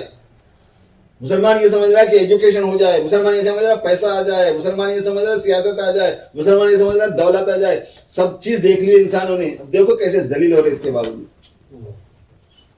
کچھ بھی نہیں رہتا، اور آخرت پھر اس کے علاوہ یہ 4 دن کی دنیا کے اندر تک کچھ حیثیت نہیں پا سکے، آخرت میں کیا پالیں گے؟ اللہ تبارک و تعالیٰ حضور پاک صلی اللہ علیہ وسلم کی مخالفت مسلمان سے برداشت نہیں کرتے، اور احکام کی خلاف ورزی تو برداشت ہی نہیں کرتے۔ اور مسلمان کی یہ ذمہ داری ہے کہ تو اپنی جان مال جوخم میں ڈال کے پورا اپنے آپ کو لگا دے اس مقصد کے لیے کہ لوگ اللہ کی طرف آ جائے اور حضور پاک صلی اللہ علیہ وسلم کی اطاعت کی طرف آ جائے۔ یہ ہماری ذمہ داری ہے میرے دوستو۔ اللہ کرے کہ یہ ذمہ داری ہماری سمجھ میں آ جائے. یاد کرو صدیق اکبر رضی اللہ تعالیٰ عنہ کے اس واقعے کو کہ جب آپ صلی اللہ علیہ وسلم کے بعد کچھ لوگوں نے یہ ارادہ کیا کہ ہم زکوٰۃ نہیں دیں گے. مانعین زکوٰۃ کہتے ہیں ان کو. اور ظاہر ہے کہ حکومت جو زکوٰۃ وصول کرتی ہے وہ ایک پورشن کا کرتی ہے, اموال ظاہرہ کا کرتی ہے, اموال باطنہ کا نہیں کرتی. اموال باطنہ بولے تو سونے چاندی کی زکوٰۃ حکومت نہیں وصول کرتی تھی, جو بیت المال وصول کرتا ہے. اموال ظاہرہ گائے ہے, اونٹ ہے, بکریاں ہیں, غلہ ہے, باغ کی چیزیں ہیں, شہد ہے, جو چیزیں باہر ہوتی ہیں دکھنے میں آتی ہے ان کو حکومت جانچ کے خود اس کو وصول کر لیتی ہے. جو اس کی زکوٰۃ بنتی تھی وہ بیت المال میں لایا جاتا تھا حکومت کی طرف سے. تو جو مانعین زکوٰۃ ہیں انہوں نے کہا کہ یہ ہم نہیں دیں گے. تو صدیق اکبر نے کیا فرمایا, جو یہ بولے کہ ہم زکوٰۃ نہیں دیں گے حکومت کو, اس کی گردن مار دو, قتل ہی کر دو. اور خالی فتویٰ نہیں دیا, لشکر بنا کے بھیج دیا. بہت بڑے بڑے صحابہ نے کہا کہ یہ لوگ کلمہ پڑھنے والے ہیں, آپ ان کے خلاف کیسے تلوار اٹھانے کے اوپر مارے. تو صدیق اکبر رضی اللہ تعالیٰ عنہ نے کیا فرمایا, فرمایا کہ اگر حضور کے زمانے میں زکوٰۃ میں اونٹ دیتے تھے اور اونٹ کے ساتھ میں رسی دیتے تھے ناک میں ڈالنے کی نکیل, اور مجھے وہ اونٹ دے دیں گے اور رسی نہیں دیں گے ناک میں کی, تو بھی ان کی گردن مار دوں گا. یہ فرمایا. پھر فرمایا ایُنقص الدین وانا حی, دین میں کمی آئے اور میں زندہ رہوں, میں ہوں کائے کے لیے. پھر دین میں کوئی کمی آئے اور ابو بکر زندہ رہے, یہ نہیں ہو سکتا. یہ دونوں چیزیں جمع نہیں ہو سکتی. صدیق اکبر نے فرمایا یہ خلیفۃ المسلمین ایسے تھے. حضور پاک صلی اللہ علیہ وسلم کی خلافت کا یہ حق ہوتا ہے, یہ ان کا خاص شرف تھا, اور اللہ نے ان کو اس کام کے لیے چنا تھا کہ بتائیں کہ نبی کا خلیفہ کیا ہوتا ہے, امیر المومنین کیا ہوتا ہے. تو اس لیے ہماری ذمہ داری ہے, یہ نہ سمجھو کہ بھائی جو یہ کام ہے ثواب کا, نہیں, مامور ہے ہم اس کا حکم ہے ہم کو. نہیں, اتنی ساری دنیا کے اندر بےہودگی بے دینی پھیلی ہوئی ہے, ہمارے سے کیا ہونے والا ہے. حضرت یوسف صاحب رحمۃ اللہ علیہ فرماتے تھے کہ اگر ہم یہ کہیں گے کہ ہم کرنے والے ہیں تو تمہارا یہ اعتراض صحیح ہے, اور اگر ہم یہ کہیں کہ ہمیں محنت کی ذمہ داری دی گئی ہے, کرنے والے وہ ہیں, ان کے لیے کیا مشکل ہے. اگر مسلمانوں کی مجاہدے کو اور ان کی قربانیوں کو اللہ پاک نے قبول فرما دیا اور سارے عالم میں ہدایت عامہ کی ہوائیں انہوں نے چلا دی اور سب کو اسلام پر ڈال دیا, تو کون ان کو روکنے والا ہے. اگر انہوں نے اسلام کو غالب کر دیا تو کون ان کو روکنے والا ہے. پورے کے پورے امت مسلمہ کو پھر نشاط ثانیہ نصیب ہو جائے تو کیا بعید ہے اللہ پاک کی رحمت سے. ہماری ذمہ داری ہے یہ. ہمیں جو بتایا گیا کہ قیامت کے قریب یہ فتنے آئیں گے اور تمہیں کھڑے ہونا ہے, اس کے لیے کاہے کے لیے بتایا گیا, اپنے کو بھی بچانے کے لیے اور جتنا ہو سکتا ہے اس کو دور کرنے کے لیے, ان فتنوں کو مٹانے کے لیے, ان کو ہٹانے کے لیے. تو اس لیے ہماری ذمہ داری میں اپنے ایمان کو بھی بنانا ہے, اللہ سے تعلق کو بنانا ہے, بندگی کو بنانا ہے, اطاعت کو بنانا ہے, اور یہی چیز کو دوسروں پر اپلائی بھی کرنا ہے. اور اس کے لیے ہم کو بحیثیت مجموعی پوری امت کو سامنے رکھنا ہے. کلیا میں گڑ پھوڑنا نہیں ہے. حضور پاک صلی اللہ علیہ وسلم عالمی ہیں, اسی لیے پوری امت مسلمہ کے ساتھ کوئی باؤنڈری نہیں ہے, یاد رکھ لو. امت مسلمہ پوری کوئی نسل سے تعلق رکھتی. امت حضور صلی اللہ علیہ وسلم کی امت نسل سے اوپر ہوتی ہے, رنگ سے اوپر ہوتی ہے, زبان سے اوپر ہوتی ہے, وطن سے اوپر ہوتی ہے, قومیت سے اوپر ہوتی ہے, ملک سے اوپر ہوتی ہے. حضور نے جو امت جس کو بولتے ہیں نا, اس میں یہ سب چیزیں نہیں ہوتی, ان میں سے کوئی چیز میں نہیں ہوتی. عالمی امت ہے. اس لیے اللہ تبارک و تعالیٰ نے دعوت کے اس کام کو عالمی اعتبار سے اٹھایا. اس لیے دعوت کے اس کام کو کوئی باؤنڈری نہیں ہے. اس کے اصول ایسے ہیں, اس کی پالیسیز ایسی ہیں.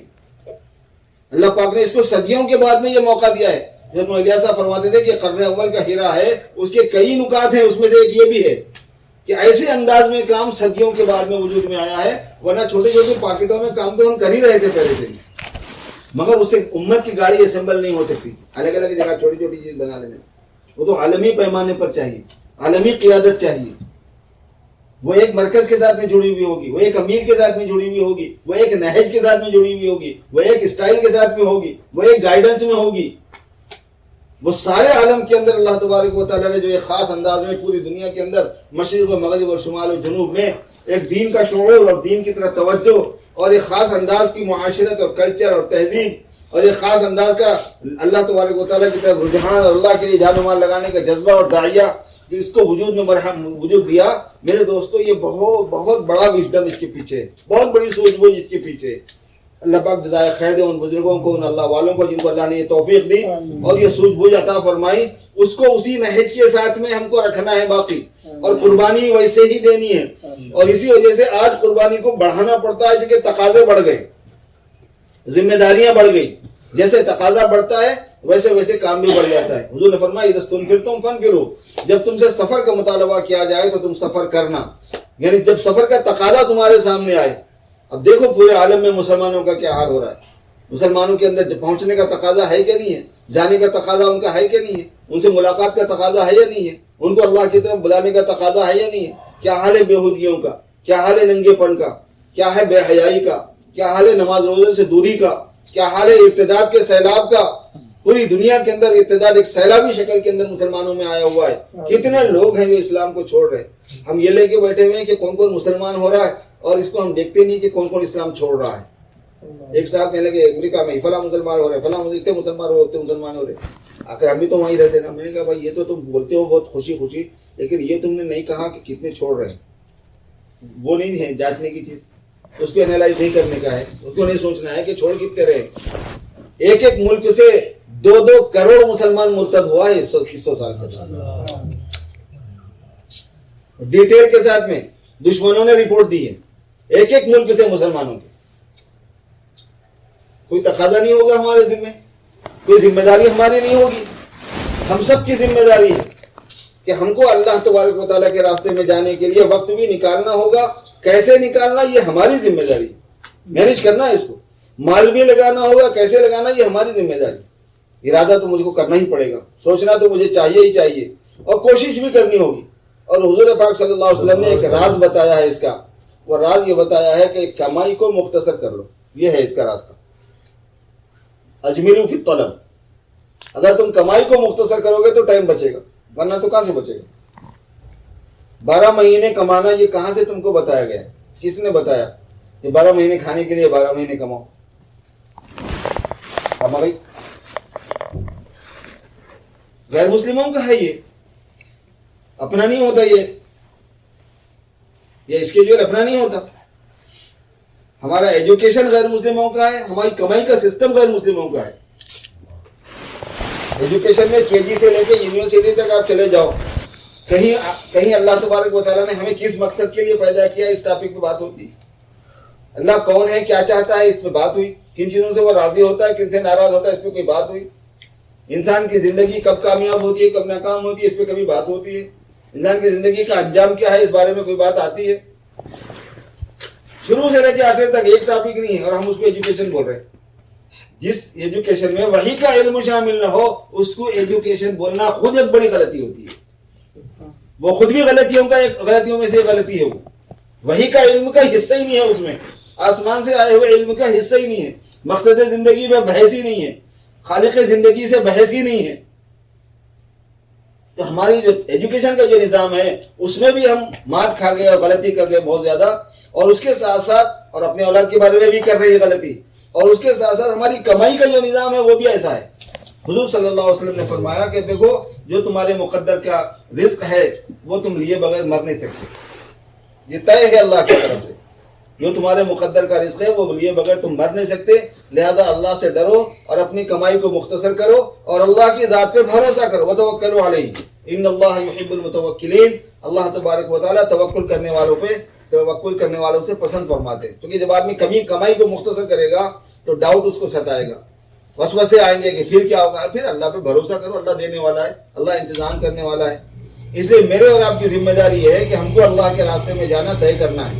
اور اللہ تبارک و تعالیٰ نے میرے دوستو ہم کو سب سے پہلے جو امتحان کے لیے جو چیز دی ہوئی ہوتی ہے نا وہ ہماری نیت ہوتی ہے، ہمارا ارادہ ہے. وہ فری میں دے دیا گیا ہے، وہ بھی ان کے دینے سے ہی ہمارے پاس ہے. وما تشاؤون الا ان یشاء اللہ. تم نہیں چاہتے مگر یہ کہ اللہ چاہتا ہے کہ تم کو یہ چاہت ملے تو اس لیے دیا ہے، ورنہ تم خود سے نہیں چاہ سکتے. جس کے بعد زندگی نہیں تھی انہیں چاہ کہاں سے سکتا تھا. چاہنا زندگی کی صفات میں سے، جب زندگی نہیں ہے تو چاہنے کی زندگی کی جو صفات ہے وہ کہاں سے مل جاتی بندے کے پاس.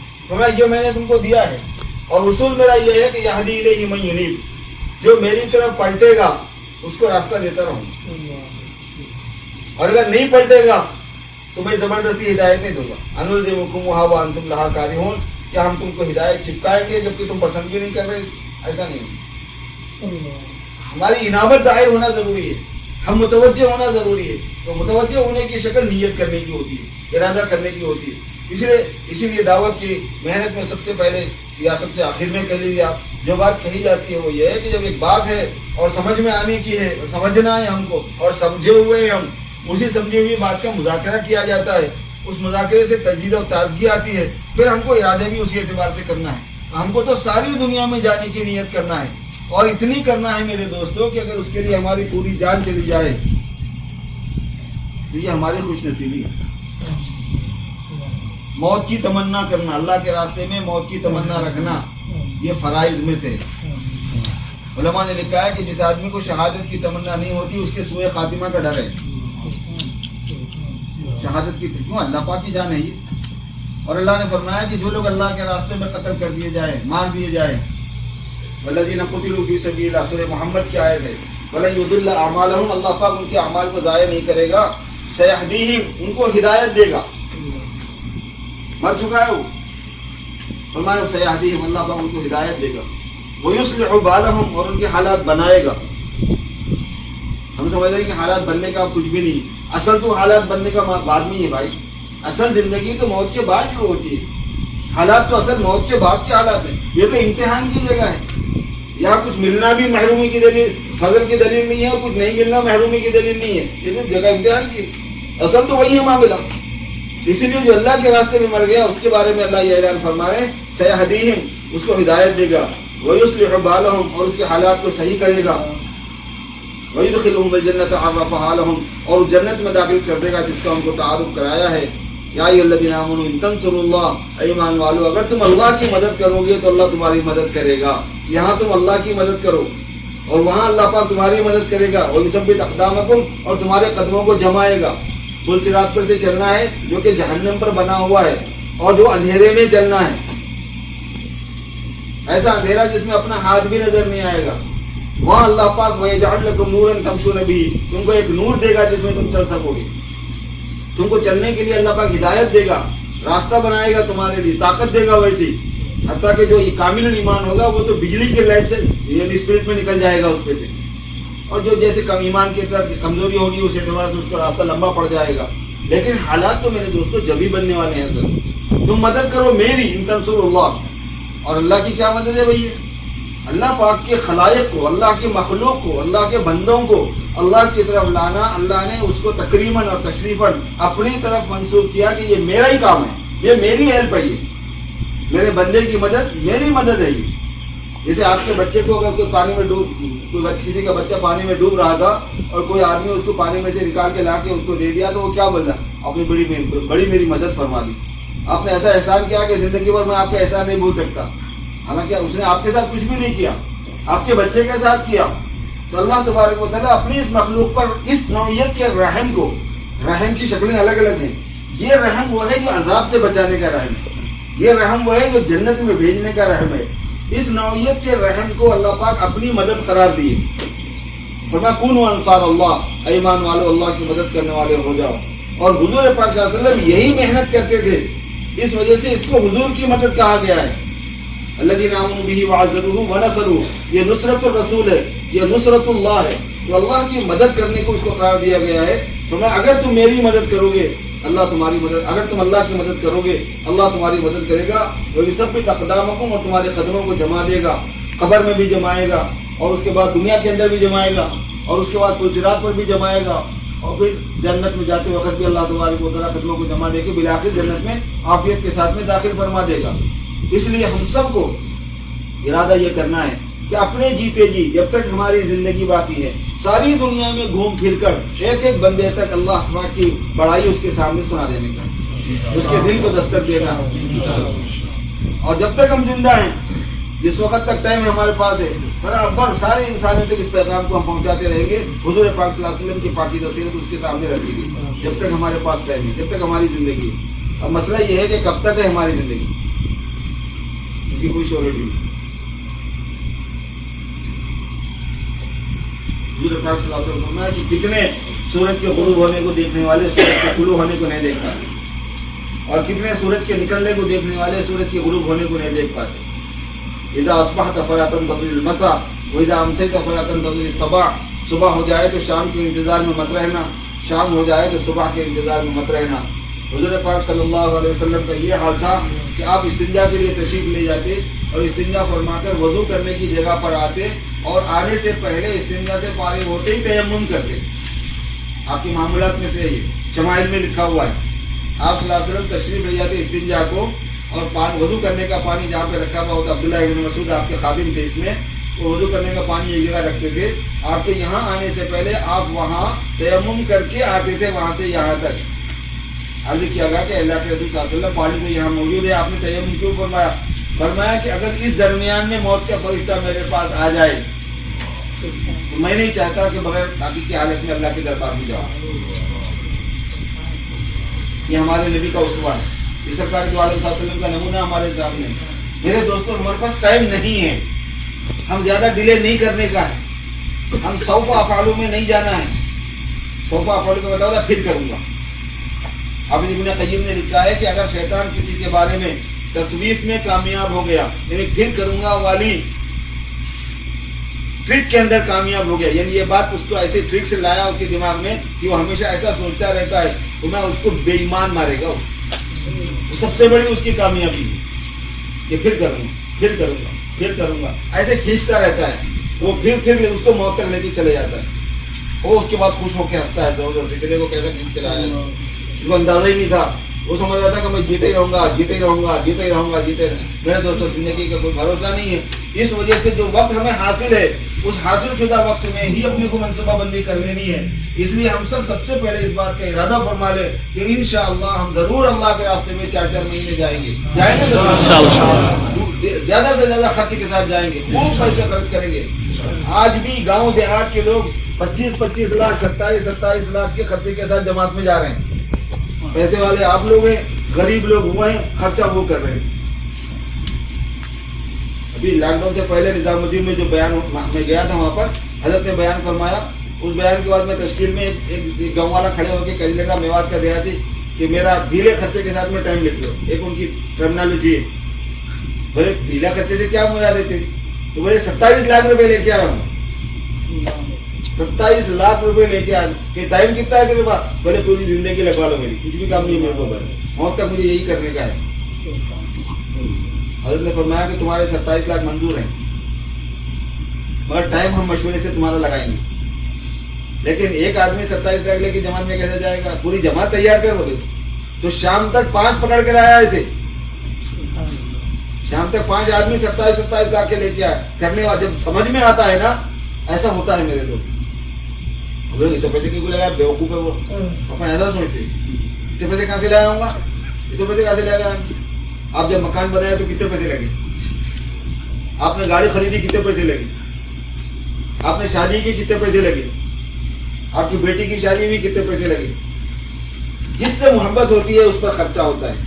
آئی بات سمجھ میں؟ جب اللہ کے دین سے محبت ہوگی, دعوت اللہ سے محبت ہوگی, دعوت کے کام سے محبت ہوگی, وقت بھی اسی اعتبار سے لگے گا, پیسہ بھی اسی اعتبار سے لگے گا. صحابہ کرام ایک وقت میں 900 اونٹ اللہ کے راستے میں سامان کے ساتھ میں دیتے تھے, اور وہی صحابی شادی میں کچھ بھی خرچہ نہیں ملتا ان کو. سارا آدمی کا جو کام ایکٹیویٹی جو ہوتی ہے نا, اس کی چاہت کے اعتبار سے ہوتی ہے, اس کے مزاج کے اعتبار سے ہوتی ہے. اللہ کرے کہ ہمارا یہ مزاج بن جائے کہ اللہ کے دین کو پورے دنیا میں پھیلانے کے لیے جو ہم نے کمایا ہوا ہے اس میں سے جتنا زیادہ خرچ کرے اس میں ہماری خوش نصیبی ہے, اور جتنا وقت ہم لگا سکے اپنے اللہ کے دین کے واسطے اتنی ہماری خوش نصیبی ہے. اب یہ جو مشغولیت ہماری ہے اس میں سے نکلنا کیسا, ہمت کرنی ہوتی ہے میرے دوستوں. اور کچھ مشکل نہیں ہے. یہ شیطان دکھاتا ہے کہ میں نہیں کر سکتا, حقیقت ایسی نہیں ہے, ہم کر سکتے ہیں. جتنے لوگ آج جماعتوں میں پھر رہے ہیں ان سب کا حال یہ ہے کہ وہ اللہ کے راستے میں جانے میں پہلے یہی محسوس کرتے تھے کہ ہم 3 دن بھی نہیں لگا سکتے. سب کا یہی حال ہے. آخر پھر 3 دن بھی لگانے لگے, پھر 10 دن بھی لگانے لگے, پھر چلا بھی لگانے لگے, پھر 4 مہینے بھی جانے لگے, پھر ہر سال کے 4 مہینے بھی جا رہے ہیں, اور پھر بعض تو اس سے بھی زیادہ لگاتے ہی رہتے ہیں. پھر تقاضے بھی لیتے رہتے ہیں, جماعتوں کی نصرت بھی کرتے رہتے ہیں, مشوروں میں بھی شرکت کرتے رہتے ہیں. ایک زندگی کو انہوں نے اپنا مشن بنا لیا زندگی کا. اللہ پاک آسان کر دیتا ہے میرے دوست, ہمیں بھی کر دے گا. ہم بھی حضور پاک صلی اللہ علیہ وسلم کی امت ہیں, ہم میں بھی سرکار دو عالم صلی اللہ علیہ وسلم کے اثرات ہیں. ایک بہت بھاری جملہ بول رہا ہوں میں. حضور پاک صلی اللہ علیہ وسلم کے اثرات ہے، قدر کرو اس بات کی، اس نعمت کی قدر کرنا ہے. ابراہیم علیہ السلام کے اثرات ہیں ہمارے اندر، ان کی خصوصیات ہمارے خمیر میں ڈالا گیا ہے. جب ہمارا آٹا گودا گیا نا، اس کے اندر ابراہیم علیہ السلام کا مزاج بھی شامل کیا گیا ہے. ہم وہ ہیں، بہت کچھ کر سکتے ہیں. ہم 4 پیسے کمانے کو سمجھ رہے ہیں ہم بہت کچھ کر رہے ہیں، جی نہیں، ہم اس کو بہت کچھ نہیں کر رہے ہیں. ہم کو اللہ کے علم سے سمجھنا ہے بات، نبی کے علم سے لینا ہے بات کو، اپنے تجربے سے، اپنے علم سے نہیں ہے. وہ ہماری صلاحیت کس کے لیے، ہم کیا بنا سکتے ہیں. ہم ایک گھنٹے میں 200-400 ریال اگر بنا سکتے ہیں تو یہ کمال کی بات نہیں ہے. ایک ایمان والا 1 گھنٹے میں آسمان و زمین سے زیادہ کما سکتا ہے. خیر مما طلعت علیہ الشمس، سورج جن چیزوں پر طلوع ہوتا ہے اس سے زیادہ کی آمدنی ایک مسلمان والے کی 1 گھنٹے میں ہو سکتی ہے. حدیث شریف ہے یہ، کوئی مبالغہ آمیزی نہیں ہے. حضور جھوٹ نہیں بولتے تھے، حضور مبالغہ نہیں کرتے تھے، حضور ویسی بات نہیں کر دیتے تھے صلی اللہ علیہ وسلم. آپ صلی اللہ علیہ وسلم جو بات فرمائے بالکل صحیح. ایک ایمان والے کی آمدنی میں 1 گھنٹے کے اندر ایسی چیز مل سکتی ہے جو آسمان و زمین سے زیادہ قیمتی ہے. سارے پیٹرول سے زیادہ وزنی، سارے سونے سے زیادہ قیمتی، سارے یونانیم سے زیادہ قیمتی، ساری دھاتوں سے زیادہ قیمتی. ہم تو وہ ہیں میرے دوست، ہمیں اندازہ نہیں ہے. اس وجہ سے نیت کرنے میں ہمیں پیچھے نہیں رہنا ہے، اور اس کے بعد کوشش کرنے میں بھی پیچھے نہیں رہنا ہے، اور توفیق اللہ سے مانگنی ہے. اللہ کرے کہ اللہ پاک مجھے اور آپ کو سب کو یہ ہمت اور توفیق دے کہ ہم 4 مہینے اللہ کے راستے میں سب جانے والے ہو جائیں. سب تیار ہے؟ جلدی سے نام لکھا دو، جلدی سے دعا